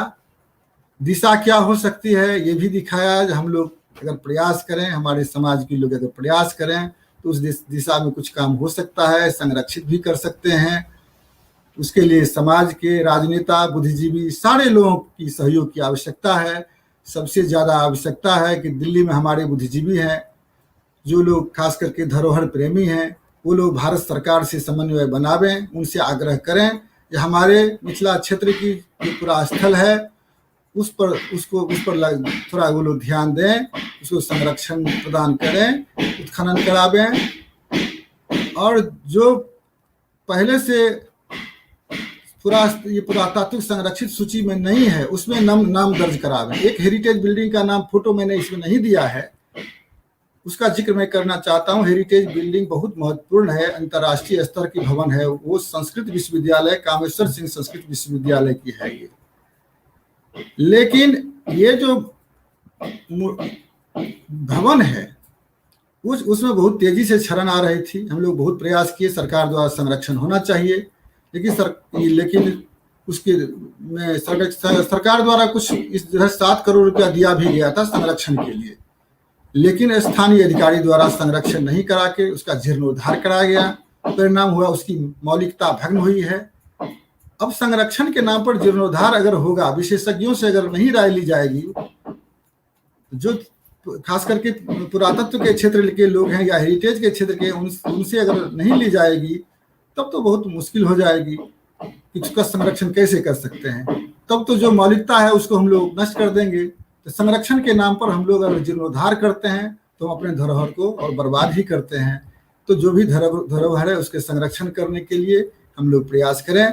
अभी हम लोग कोशिश कर रहे हैं अभी हालांकि पुरातत्व की बात अभी हम लोग कर रहे हैं, एक पांडुलिपि का भी मैं चर्चा कर रहा हूं कि मिथिला की पांडुलिपि के संरक्षण के लिए हम लोग प्रयास कर रहे थे। इंटेक द्वारा मुझे हम लोगों को सहयोग मिल रहा है और इंटेक चाह रही कि मिथिला के कुछ पांडुलिपियों का संरक्षण हो। अगर उसका लाभ हम उठा सकते हैं तो हो सकता है, लेकिन मुझे लगता है कि जो सरकारी संस्थाएं हैं, संस्कृत विश्वविद्यालय और मिथिला शोध संस्थान, वो धरोहर संरक्षण में उन्हें अभिरुचि नहीं है। इसलिए हम लोग जो निजी विद्वानों के घर में जो पांडुलिपियां हैं या पंजीकारों के घर में जो उतेड़ है उसके संरक्षण करने पर हम लोग विचार कर रहे हैं। लेकिन फिर भी हमें हमारे जो बुद्धिजीवी हैं उनको इसके लिए आगे आना पड़ेगा और सरकार से समन्वय बना करके इसके संरक्षण के लिए, इसके संवर्धन के लिए, इसके उत्खनन के लिए, अनुसंधान के लिए काम बढ़ाना पड़ेगा। तभी मिथिला की संस्कृति को हम लोग उजागर कर सकते हैं और पूरे संसार में दिखा सकते हैं कि हमारा जो संस्कृति है वो केवल कहानी के लिए नहीं है, सबसे समृद्ध है। हमारे पास सामग्री सभी तरह की है, वो पुरातात्विक संपदा हो या प्राकृतिक संपदा हो, जो भी है। अभी मैं एक अंत में ये दिखाना चाहता हूँ कि अभी हमारे यहाँ सैकड़ों मूर्तियां, जो पहले मैंने जिक्र किया था कि विदेशी विद्वानों ने एक भी मूर्ति का जिक्र नहीं किया है, हमने 125 मूर्तियों का डॉक्यूमेंटेशन किया है। ये दरभंगा म्यूजियम से मिथिला की 125 मूर्तियों का डॉक्यूमेंटेशन किया है। इसमें जो हमारे म्यूजियम को उझौल गांव से जो विष्णु की मूर्ति मिली है वो सबसे ऊपर मैंने डाला है। अभी तक सरकार के पास, न भारत सरकार के पास, न बिहार सरकार के पास मूर्तियों की कोई सूची नहीं थी। अगर चोरी होती है तो हम लोग कुछ नहीं कर सकते हैं, कहीं दावा नहीं कर सकते हैं, कहीं पर मुकदमा नहीं कर सकते थे कि हमारा ये मूर्ति हमारा विदेश चला गया या चोरी हो गई। कुछ मैंने अपने स्तर से, अपने टीम के जो हमारे सदस्य हैं, मैथिली साहित्य संस्थान के सहयोग से हमने इसको इसको गांव-गांव घूम करके इसका संरक्षण करने का, इसका डॉक्यूमेंटेशन करने का जो प्रयास किया है। इस तरह से हम आग्रह करते हैं और लोग करें। विश्वविद्यालय के लोगों से लोग ज्यादा उम्मीद रखते हैं। कुछ इसमें जो दर्शक हैं उन्होंने लिखा है पुरातत्व की पढ़ाई के बारे में, केवल मिथिला की यूनिवर्सिटी के नहीं है, पूरे बिहार की जितने भी यूनिवर्सिटी है सब जगह अधिकतर जगह पुरातत्व की पढ़ाई होती है। लेकिन पुरातत्व की डिग्री जो दी जा रही है, पुरातत्व जैसे साइंस में प्रैक्टिकल होता है वैसे ही एक्सकेवेशन और एक्सप्लोरेशन उसका प्रैक्टिकल है। क्या किसी विश्वविद्यालय में ये प्रैक्टिकल हो रहा है?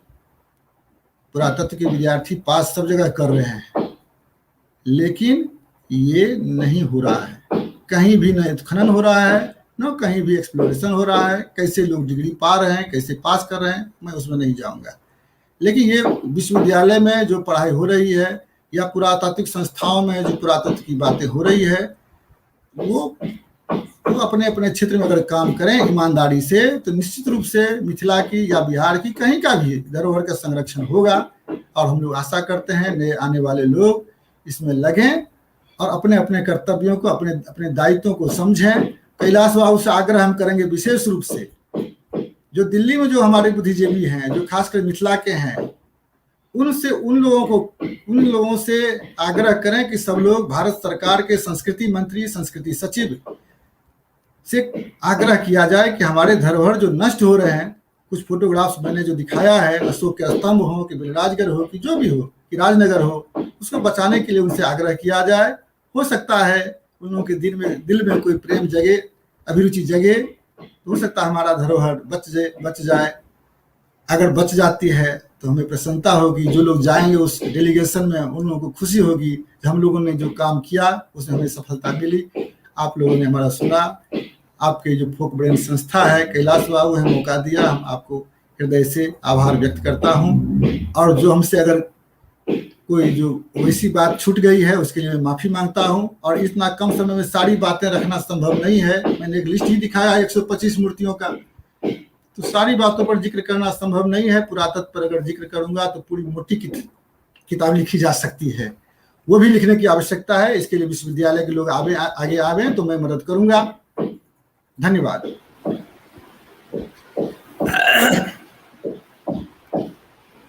ये बहुत ही अच्छी तरीके से आपने सारे विषय को समझाया। और जब आप बात कर रहे थे तो मेरे मन में इथनो आर्कियोलॉजी आ रहा था। पूरी दुनिया में आजकल इथनो आर्कियोलॉजी पर बात हो रही है। हम लोग अजंता एलोरा भी जाते हैं तो उसको जो अजिंठ गांव है और वहाँ के लोगों की जो परंपरा है उसके साथ जोड़ने का प्रयास करते हैं।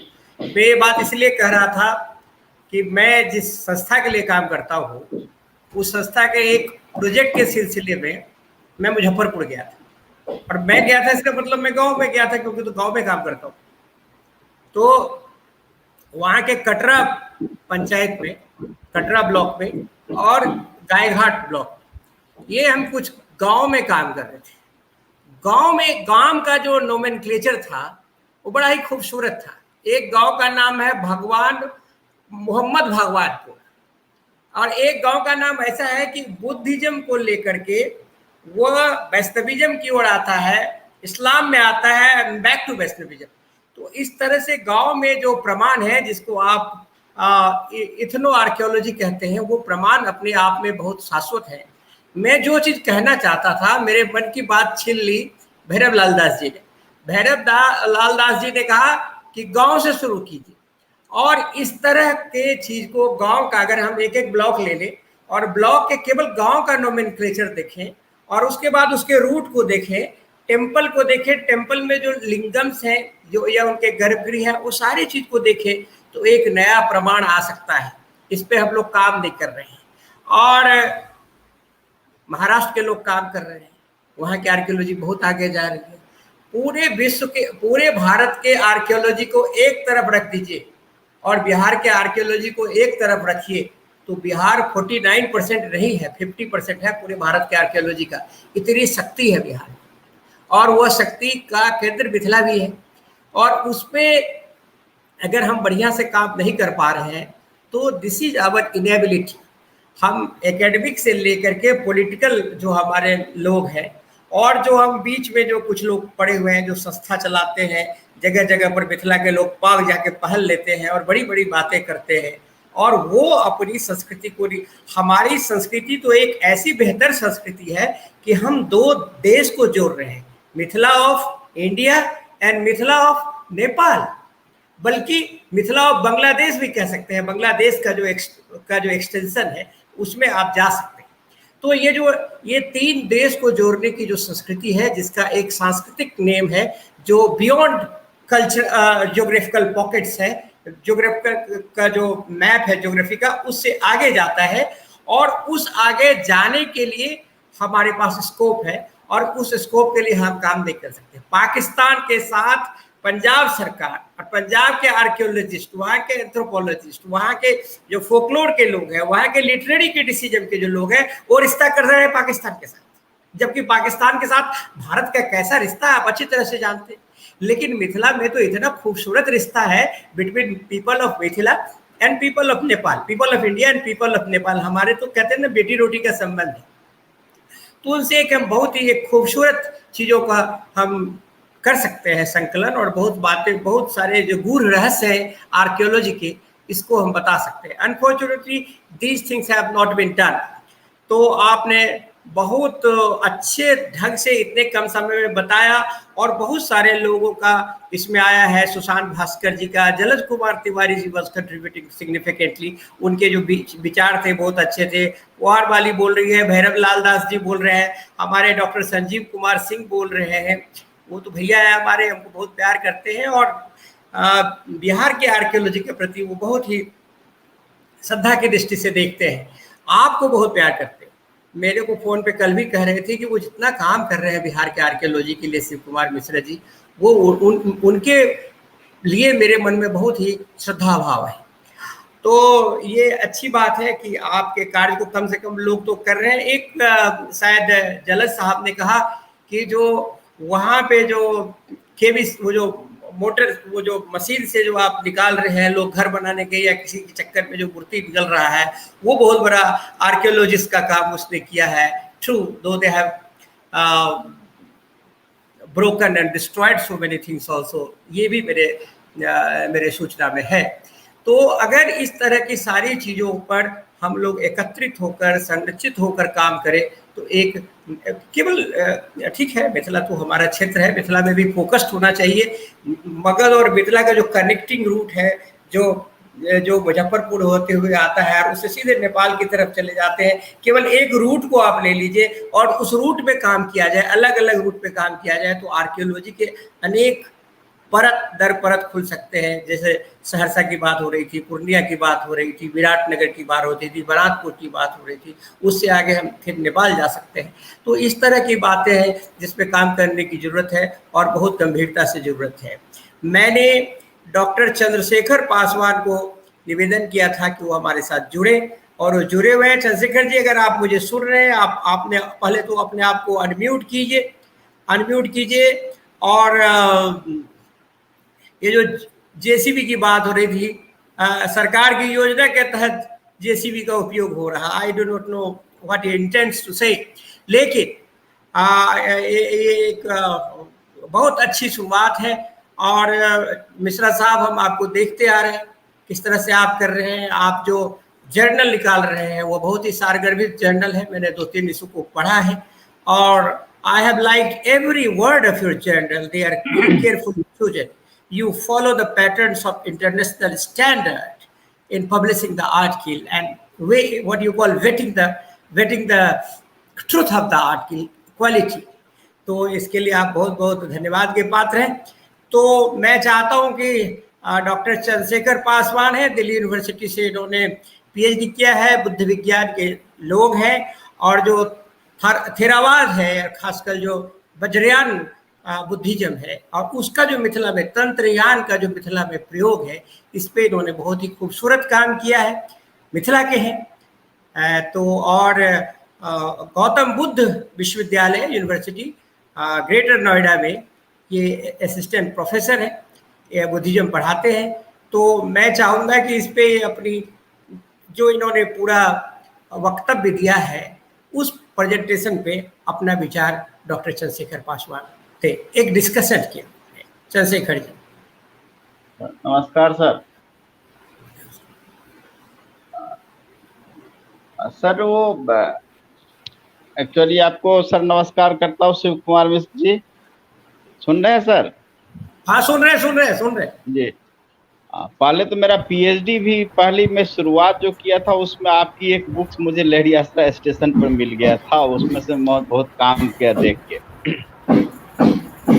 सर आंध्रा ठाड़ी में जो वो गौर गांव है जहाँ की आपने बात जिक्र किया, जहाँ पानी टंकी दिखा रहे थे, वहां मैं गया था गणेश मिश्र के यहाँ, वो 8वीं सदी का दिखा रहे हैं। उस समय तत्कालीन एमएलए जो थे वो संरक्षण के लिए कुछ प्रयास किए थे। वहां के आंध्रा ठाड़ी का जो संग्रहालय जो बना हुआ है, क्या सर उसको देखे हैं आप? मैं कुछ बोलूं उस पर? जी, वो आंध्रा ठाड़ी के जो जी देखा हूँ मैंने देखा है उसको। जी। और उससे पहले मैं कैलाश बाबू जो बीच में कुछ बोले हैं, कुछ लोग जो कमेंट दिए हैं, उस पर मैं बात कर रहा हूँ। 2 मिनट समय लूंगा। भैरव लाल दास जी ने गांव के लोगों के जोड़ने की बात की है, मैंने उस दिशा में भी काम किया है। मैंने क्या क्या काम किया है उसको मैं यहाँ पर सुनाने के लिए नहीं आया था, इसलिए मैंने नहीं कहा, नहीं तो श्रोता कहते कि वो अपना प्रचार कर रहे हैं। मैं तो अभी जो मिथिला की दशा है और दिशा है उसको मैं रखा हूँ आप लोगों के सामने। लेकिन एक चीज मैं कह रहा हूँ, अभी भैरव लाल जी ने चर्चा किया है इसलिए कि भारतवर्ष में पहला प्रयास मैंने किया है कि गांव के लोगों को, प्रशासन के लोगों को, पुलिस अधिकारियों को यानी डीएम से लेके गांव के मुखिया सरपंच तक एक साथ बैठा के अपने धरोहर के बारे में उनको जागृत किया है, अपने नियम कानून के बारे में बताया है और उसका लाभ मुझे मिला है। अभी जो आप बोले हैं कि गौड़ गांव से एक जो मूर्ति मिली है वो उसी हमारे जो कार्यक्रम है उसका परिणाम है कि वहाँ के मुखिया जी ने मुझको बुला के अपने गांव जो मूर्ति मिली है उन्होंने दिया है। हमारे 15 ठाड़ी की मूर्ति जो ये संग्रहालय की बात कर रहे हैं, 1969 ईस्वी संग्रहालय की स्थापना वहाँ के पंडित सहदेव झा ने किया था। जी जी, मैं विजिट किया हूँ, देखा हूँ, उसमें जो कुछ मूर्तियां रखी उसी के बारे में पूछना चाह रहा हूँ। बता रहा हूँ 1969 ईस्वी से लेकर अभी तक सरकार के द्वारा एक नया पैसा उसको सहयोग नहीं मिला है। जी जी। 2000 ईस्वी में राज्य सरकार के एक अधिकारी द्वारा नोटिफिकेशन निकाल दिया कि इसका संरक्षण, इसका सरकारी अधिग्रहण किया जा रहा है। जिलाधिकारी महोदय को आदेश दिया गया कि उसका प्रभार आप ले लें। जिलाधिकारी ने प्रखंड विकास पदाधिकारी को कहा कि वहां से सामान ले लें, लेकिन फिर बीडीओ साहब ने उसी हरिदेव झा को सारे सामान सौंप दिया कि आप सुरक्षित रखिए, आपके पास सुरक्षित रहेगा। ये सारे सामान जो वहाँ की सामग्रियां जो हरिदेव झा और पंडित सहदेव झा ने इकट्ठा किया था गांव गांव घूम के, जी जी, वो अभी तक पंडित हरिदेव झा के घर में रखी हुई है। वहाँ के अभी तक जितने भी प्रतिनिधि हुए हैं, मैं सबका नाम नहीं लूंगा, जात के नाम जो और है ना, हेलो, जात के नाम पर, धर्म के नाम पर ठाड़ी के लोग वोट उनको देते रहे हैं और अंदरा ठाड़ी के लोग देते रहे हैं। लेकिन अंदरा ठाड़ी, हेलो, कुछ दिक्कत हो रही है, आवाज आ रही है? हाँ जी सर। अंदरा ठाड़ी के लोगों का वोट मिलता रहा है, सरकार में मुख्यमंत्री से लेके मंत्री विधायक सब लोग रहे हैं, लेकिन उस म्यूजियम को एक नया पैसा कभी नहीं मिलना। और अभी भी उसके अधिग्रहण के लिए किससे आप सुनना चाहते हैं? कोई प्रतिनिधि, न सांसद न विधायक, किसी के मुंह से आवाज नहीं निकलता है कि उसका सरकार अधिग्रहण करे या डेवलप करे। हाँ, कुछ लोगों ने उसको उठाया जरूर है। अभी 4 चिट्ठियां हमारे विभाग से गई है 2 साल के अंदर में दरभंगा के डीएम को, जो वो वही डीएम था जिसको सारे मैथिल लोग मंच पर बुला के पाग दुपट्टा पहनाते थे, जय जयकार करते थे, और वो डीएम एक भी रिपोर्ट का जवाब नहीं दिया। जबकि सरकार से कला संस्कृति विभाग से पूछा जा रहा था, आप स्टेटस रिपोर्ट दीजिए, मुझको टेक ओवर करना है, उन्होंने नहीं दिया रिपोर्ट का जवाब। और इस स्थिति में क्या हो सकता है? समाज के लोगों को उसमें इंटरेस्ट नहीं है, आपके राजनेता को कोई इंटरेस्ट नहीं है। अंदरा ठाड़ी म्यूजियम पर हम लोग क्या कर सकते? जितना हम इससे बन पड़ा, आप भैरव लाल दास को धन्यवाद करें, उसके लिए इन्होंने बहुत प्रयास किया है। बहुत बार कई माननीय विधायकों से, विधान पार्षद से निवेदन करके क्वेश्चन करवाया है, जो उनकी ताकत है उनके हाथ में करवाते हैं। होना नहीं होना ईश्वर के हाथ में है, सरकार के हाथ में है। तो उसको हम लोग अभी भी कोशिश कर रहे हैं कि उसका सरकार अधिग्रहण करे और उसको बचा ले। सर, अकोर गांव का मूर्ति आप देखें, बेनीपट्टी से थोड़ा सा पूरा 5-6 किलोमीटर आगे मधुबनी अकोर। मैंने गया नहीं, लेकिन बहुत वहाँ की मूर्तियों को मैंने देखा है। हमारे जो सहयोगी सुशांत भास्कर वहाँ की 5-6 मूर्तियों का फोटो दिया है मुझे। सुशांत बेगूसराय वाले? हाँ, बेगूसराय वाले। अच्छा जी, वो मुझे जानते हैं। हाँ, एकदम सुशांत जी गए थे, वो पूरा जिला का सर्वे किया था, काशी प्रसाद जायसवाल संस्थान की तरफ से हुआ था कुछ साल पहले।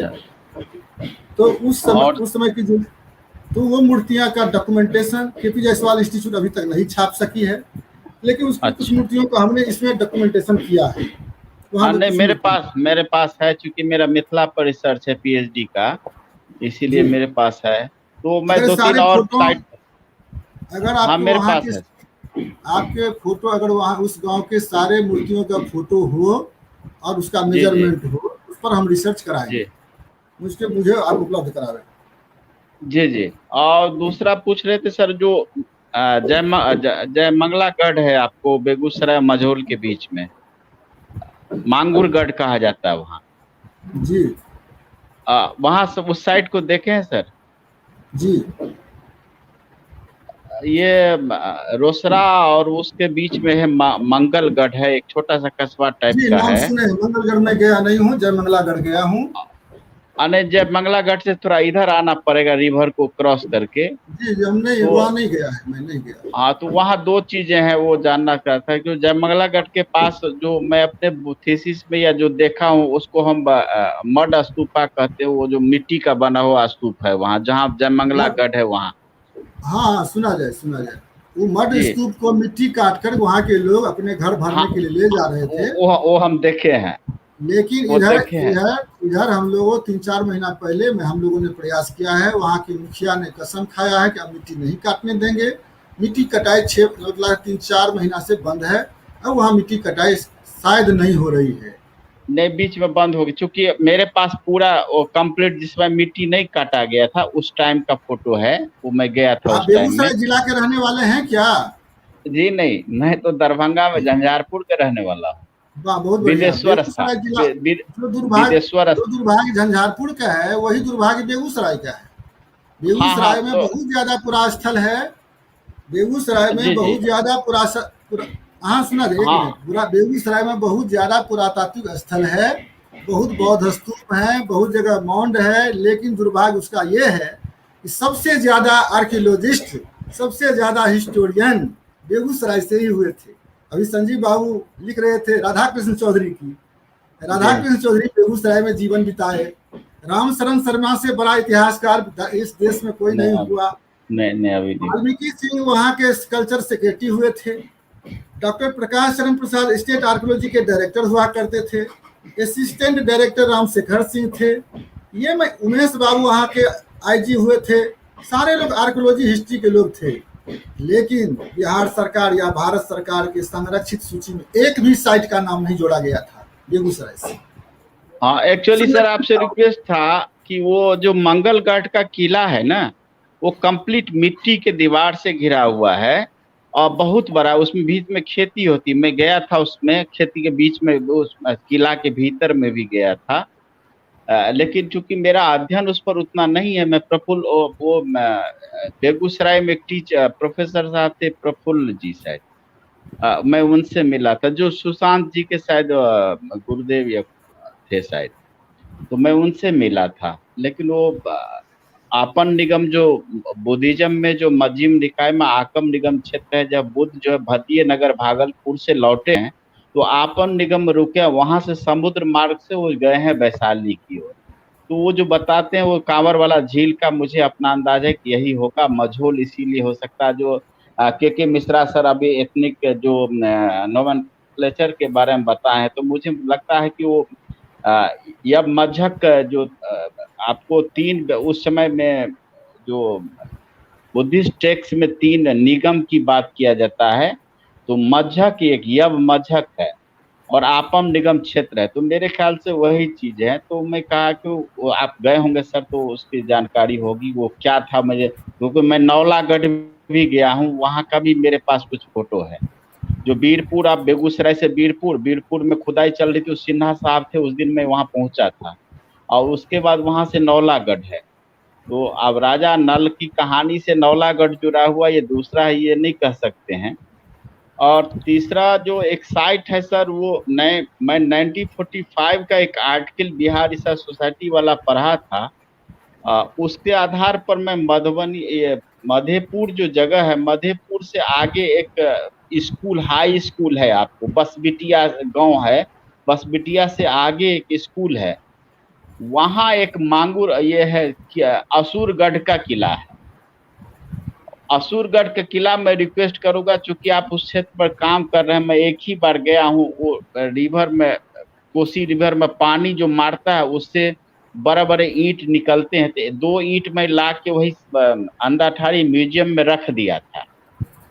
और बाकी मैं चूंकि उस एरिया में अभी रह नहीं रहा हूँ, इसीलिए मैं रिसर्च कर नहीं पाया। चूंकि मैं आपसे रिक्वेस्ट करता हूँ कि चूंकि आप इस पर काम कर रहे हैं तो थोड़ा सा मांगुर इसको असुरगढ़ के किला को देखते, क्योंकि वहां एक जादव जी का घर है उस किनार पर। मैं उनसे बात किया तो दरभंगा महाराज का 1898 का शायद एक मैप है उनके पास। वो किला का जो दीवार है उसको प्लॉटिंग करके वो बेचे थे या कुछ किए थे। तो उसके 2 सर्किल है सर, बीच वाला सर्किल और एक आउटर सर्किल। वो जो दीवार है वो आदमी हमको खड़ा होके दिखाया कि दीवार इतना मोटा है, ये मेरे प्लॉट है, देखिए आप। वो खड़ा होके मुझे दिखाया, कहा यहाँ से वहां तक देखिए ये प्लॉट है और ये मोटी दीवार का परत। जो मुझे प्लॉट काटा गया वो सीधा सीधी प्लॉट जो है वो दीवार है। तो एक बाहर का एक भीतर का, दोनों दीवार का दिखाया मुझे। और उन्होंने एक मैप मुझे उसी पुराने टाइम के दिखाया जिसमें कोसी रिवर वहां नहीं थी, उससे पहले एक और रिवर बहती थी, उसको हमने देखा उसको। और वो आदमी कहे कि यहाँ से एक रोड गुजरती थी जो चंदरगढ़ तक जाती, और वो चंदरगढ़ जो है नादिया डिस्ट्रिक्ट में जाके चंदरगढ़ है आपको वहाँ बंगाल में। तो कहा यहाँ से वहां तक एक रोड जाती थी जिसपे ईंट की वो लगे थे, कुछ ईंट लोग निकाला था इससे, और उसके बाद कोसी नदी में विलीन हो गया। तो मैं क्योंकि वो चीज को देखा हुआ, वहां काम नहीं कर पाया, कम तो दूर में है, और उस पर इच्छा बहुत बार हुई लेकिन जा नहीं पाया दोबारा इस चीज को देखने के लिए। और एक करियनगढ़ भी वहीं है सर, वो करियन पर शायद आपको तो फेमस है, शायद आप लोग देखे होंगे या गए होंगे काम करने। और एक समस्तीपुर के पास है जिसमें वो उसकी खुदाई एपी जायसवाल रिसर्च इंस्टीट्यूट के द्वारा हुई थी करियन का। और ये जो आप कह रहे हैं ये असुरगढ़ में 2000 वर्ष पहले की एंटिक्विटी मिल चुकी है। जी महाराज बाद में कुछ किए होंगे, उसके बारे में मुझको जानकारी नहीं है। लेकिन जितने भी आर्कियोलॉजिकल साइट हैं हमारे यहाँ, आप जानते हैं अगर सरकार संरक्षित नहीं करती है और अगर परंपरा जो हमारे यहाँ है डर बैठाने की, जैसे अंग्रेजों ने बिरराजगढ़ में किया था कि अगर एक ईंट उठा के ले जाएगा तो उसके घर में लोग मर जाएगा, उसके डर से सारी पूरी दीवार जो है उसकी बची हुई है, किसी ने उसमें छुआ तक नहीं पूरे वो उसमें। तो इस ढंग की अगर सब जगह बात आ जाएगी कि लोगों के, समाज के लोगों में डर हो जाएगा, इसको हम नष्ट कराएंगे तो हमको क्षति हो सकती है, तो उस स्थिति में सो बचाई जा सकती है। लेकिन जहाँ पर नदी है, अब असुरगढ़ के किनारे नदी बह रही है, तो कब तक बच सकते हैं, मुश्किल है। और नहीं सर, उसमें वो किला चूंकि मिट्टी के नीचे दब चुका है, इसीलिए वो सुरक्षित है, संरक्षित, वो एक तरह से उसको नेचुरल सुरक्षा मिला हुआ है। क्योंकि मैं उस किनार में जाके देखा हूँ ईंट को, और वो आदमी जो मिट्टी में कभी कभी पानी से धक्का, वो निकलने से जो ईंट निकलता, तो वो अपना घर का जो है चबूतरा बना लिया था। तो कहा हमको 2 दे दीजिए, तो कहा ले जाइए आप, हमको चाहते हैं कि ये मेरे पूरा जमीन है, मेरी ही है, और यदि भारत सरकार या बिहार सरकार इसको लेके खुदाई करे तो हम अपनी पूरी प्रॉपर्टी देने के लिए तैयार। हम बड़ा उदार आदमी है, कहा नहीं, इससे हम मेरे इस गांव का नाम होगा, इसीलिए हम ये दे देंगे खुदाई करने के लिए। लेकिन उस पर इसके लिए भारत सरकार अगर खुदाई कराती है तो आप लोग प्रयास करें। बिहार सरकार खुदाई नहीं करा सकती है क्योंकि बिहार सरकार के पास एक भी पुरातत्वविद नहीं है, सारे लोग रिटायर कर चुके हैं। एक भारतीय पुरातत्व, ये भारतीय प्रशासनिक अधिकारी के प्रभार में निदेशक का पद है, तो खुदाई कराने जा नहीं सकते हैं। इसलिए अच्छा ये रहेगा भारत सरकार के लोगों से आग्रह किया जाए कि वो लोग उसका उत्खनन करावें, तो बड़ी कृपा होगी। चंद्रशेखर बोले हैं महाराष्ट्र में काम है। चंद्रशेखर जी ये जो आप कह रहे हो, ये मिश्रा साहब के साथ मिलके एक प्रोजेक्ट बनाओ। और वाल्मीकि बाबू के साथ मैंने काम किया है, एक रिसर्च ऑफिसर में थे, तो you know it very well. तो हम उनके पास जाएंगे और उनके माध्यम से फिर हम सेक्रेटरी कल्चर के पास जाएंगे, we can request them to do this. लेकिन इसमें ऐसा नहीं जो मैंने तुमको एक प्रोजेक्ट दिया था आज तक उसका तुम रिपोर्ट नहीं दिया, ऐसा नहीं होना चाहिए। उस प्रोजेक्ट को तुम सीरियसली करो, टेक हेल्प फ्रॉम मिश्रा साहब और क्या कहते हैं ये Bhairav Lal ji, and make it a concrete project and let us do this. देखो ये जो हमने टॉक करवाया है फोक ब्रेन पे, इसका मकसद यही है कि हम किसी कंक्लूसिव एंड में जाएं। हम बड़ी बड़ी बातें करते हैं और ग्राउंड रियलिटी में कुछ नहीं करते। सी आई लव मैं एक I love Shiv Kumar Misra because so listen to me. I love Shiv Kumar Misra because he is the man who is working in the ground. He कहते हैं ना धरती पुत्र, ये धरती पुत्र है। ये करते हैं इनके साथ जो वो लड़का है वो नवानी का जो इनके साथ काम करता हूँ, मैं देखते रहता हूँ उसके पोस्ट को और मैं बड़ा प्रभावित होता हूँ। सही बात है, जेबीसी अगर नहीं होता तो बहुत सारी चीज इनके पास भी नहीं आता। जाके लोग लड़के लोगों को, इनको तो गांव से भी लड़ना है, प्रशासन से भी लड़ना है, मुरारी झा तो इनको क्या कहते हैं सबसे लड़ना है। तो हम लोग जो यहाँ दिल्ली में बैठे हैं, you are an academics, see you have your findings और ये बुद्धिज्म पे तुम्हारा बहुत अच्छा काम है। I am aware of your work. तो ये see I have not brought you here to say suggest कि आप इसको कर लीजिए, इसको कर लीजिए। What you as a people, as a scholar of Mithila and a scholar of Buddhism want to do along with him or his team for the betterment of that area, for the archaeological discovery and exploration and tell the people कि भाई क्या होना चाहिए।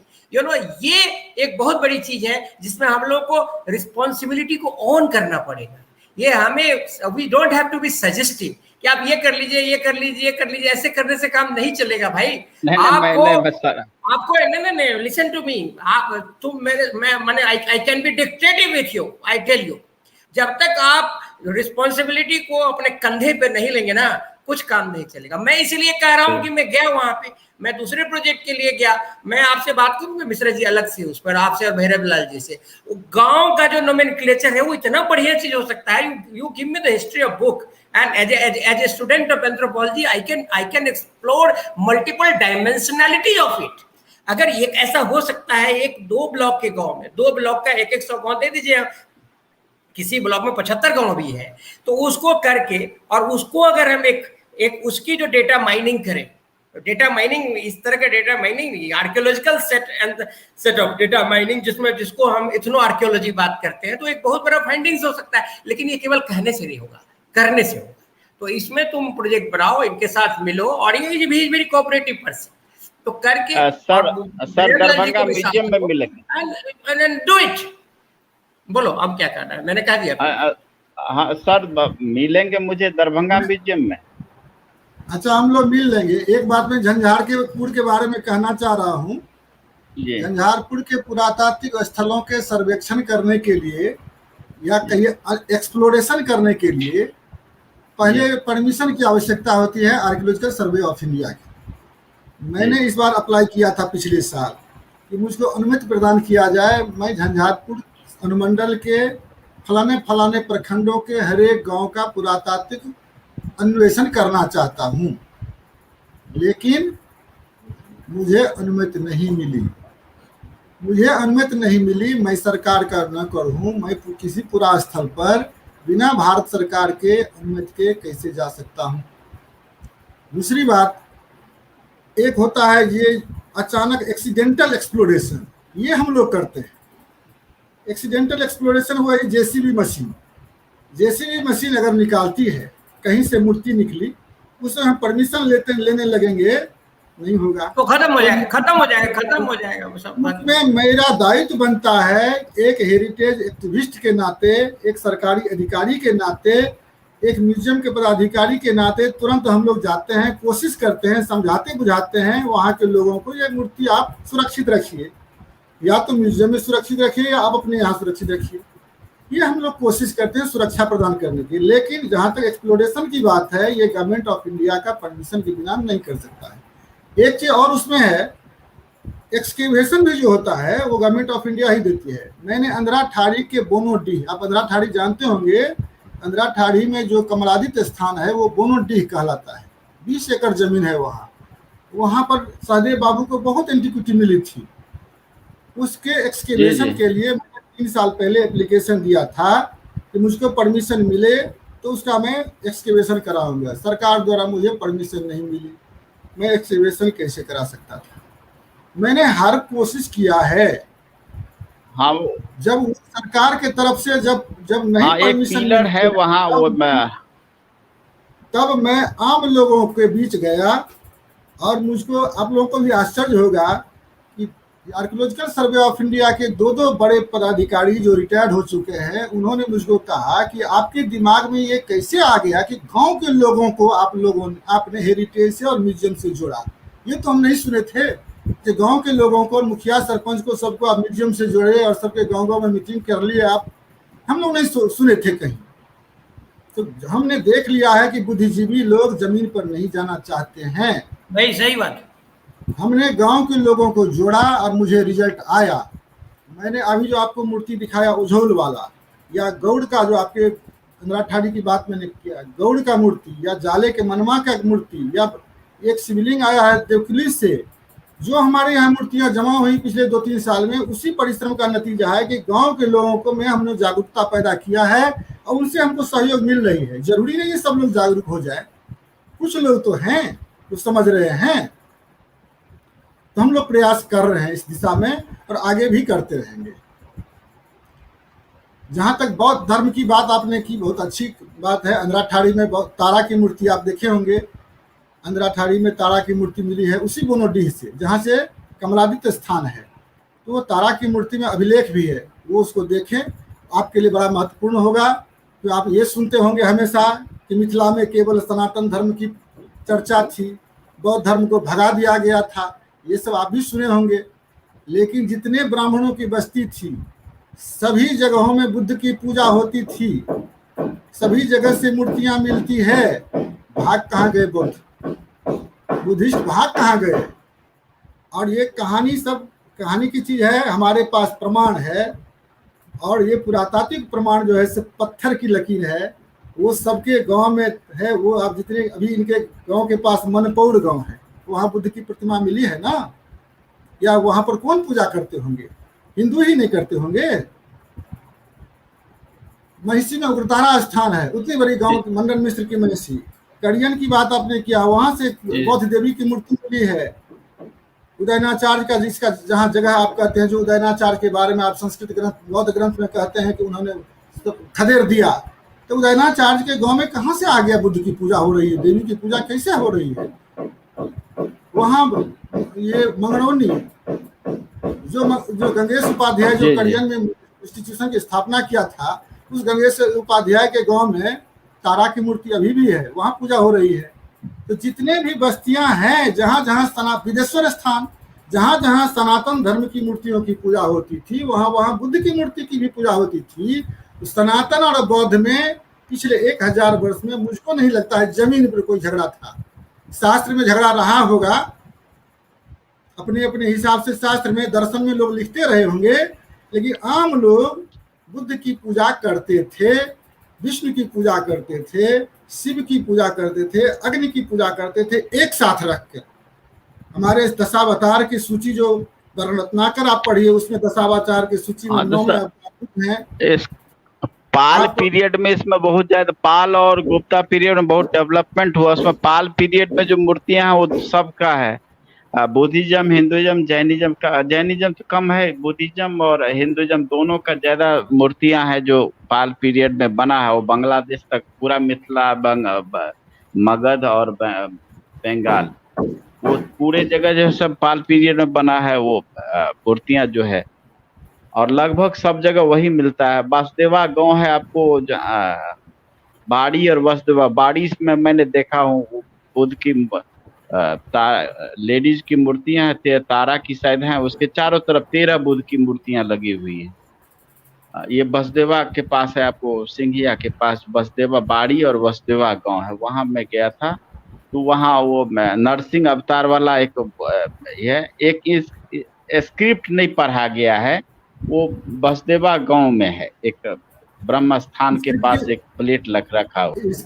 Script की अगर photo हो तो उसको पढ़वाया जाएगा, अगर उसका फोटो उपलब्ध कराएं। एक्चुअली वो वही सर वो जो आप पहले बात की उसमें इतना सिंदूर वो लगा दिया। पूर्व मध्यकाल में सभी देवताओं, सनातन धर्म, बौद्ध धर्म की मूर्तियों की पूजा साथ साथ की जाती थी। और जो हमारे शास्त्र पुराण है, रत्नाकर का जिक्र मैंने कर दिया, भागवत पुराण के बाद देवी भागवत पुराण, गरुड़ पुराण, सब में दशावतार की सूची में बुद्ध आ गए हैं। तो अगर दशावतार की सूची में आ गए हैं तो सबके साथ लोग पूजा करने लगे। तो हाँ ये इसलिए सभी देवताओं को जमीन पर लोग एक ही मान करके पूजा करो, बुद्ध हो या विष्णु हो।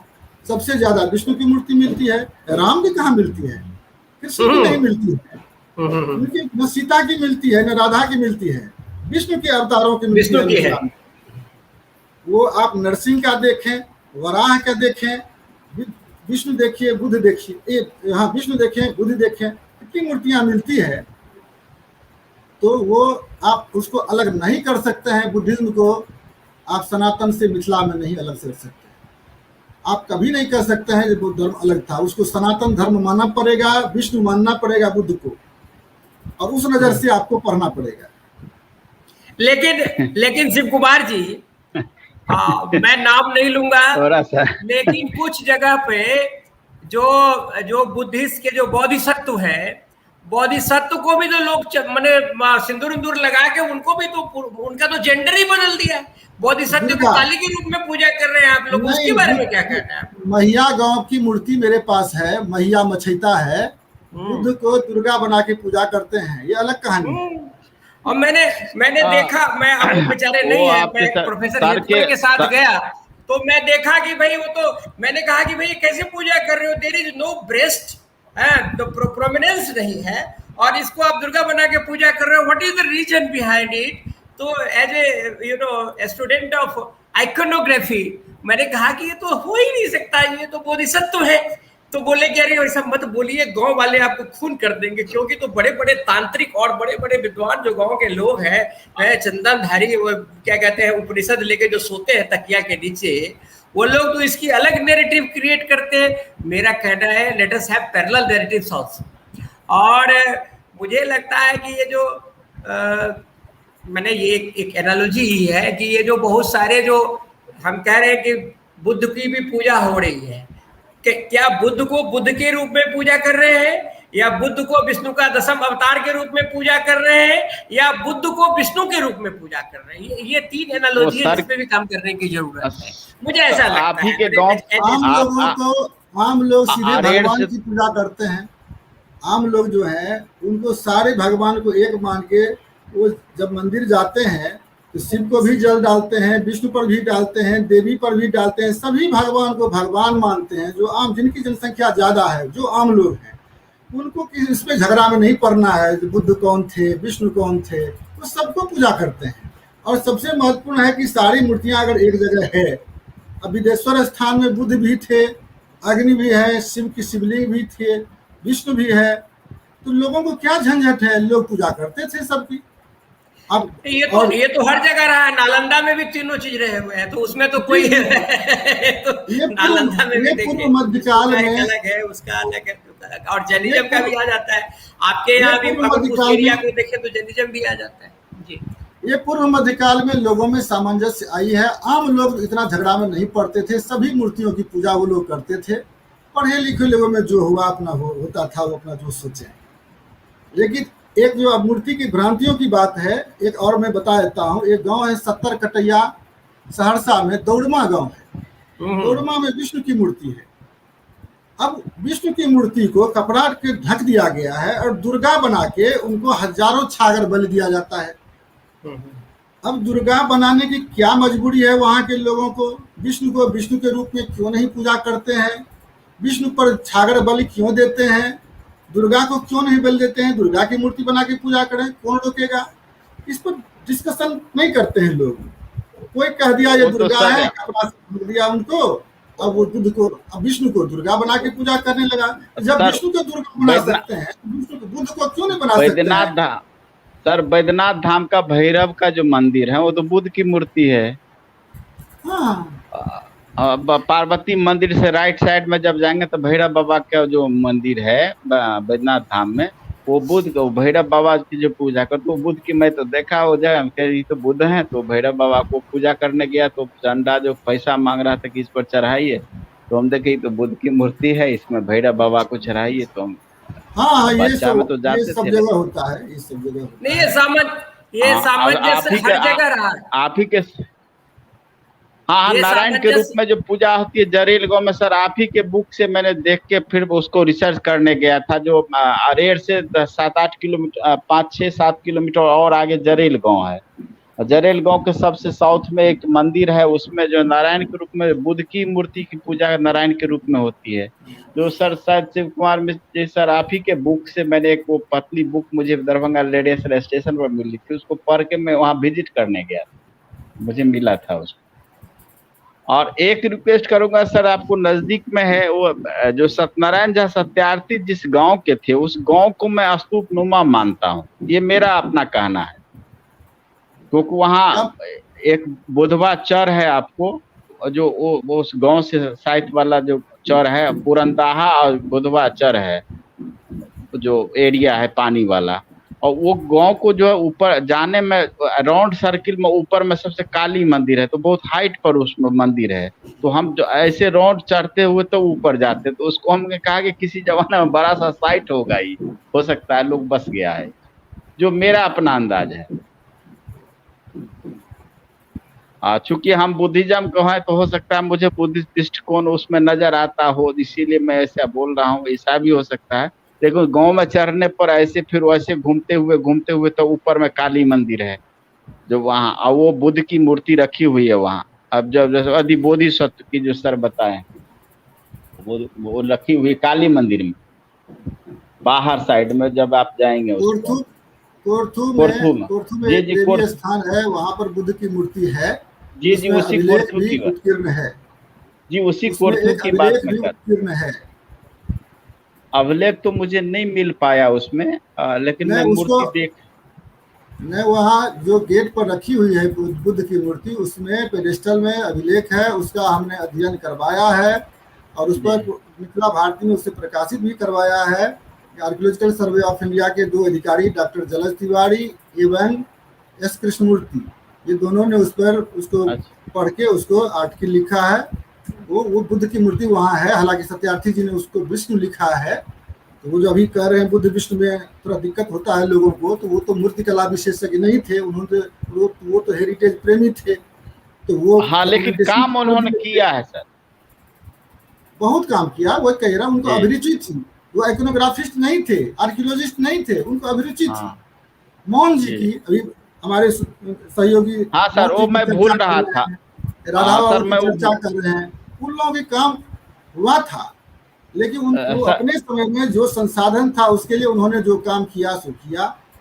बाकी सरकारी संस्थाएं जो हैं उनका काम पर हम लोग ज़्यादा अभी निर्भर हैं।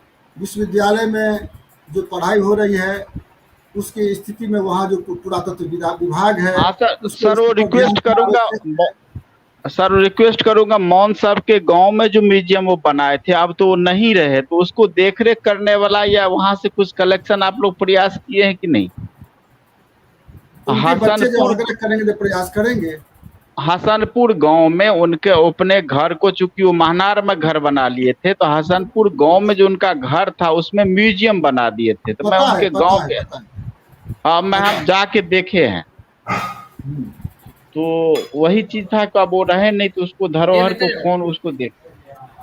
उनके घर मैं के लोग सुस्ती नहीं। देना चाहेंगे तब, उनके घर जी के जी, लोग अगर देने के लिए तैयार हों किसी म्यूजियम को तो दे दें। हाँ वो आधा आधा सामान शायद बटा हुआ, जहां तक मुझे पता है। हाजीपुर के कोई सिंह साहब हैं, यदुनंदन या कुछ नाम है उनका, ये रामानंद कुछ है, जो चेचर की बात की, उसी आसपास में उनका घर है। तो कुछ सामान वो ले रखे हैं अपने घर पर, और कुछ मोहन सर अपने घर पर लेके चले गए वहाँ हसनपुर।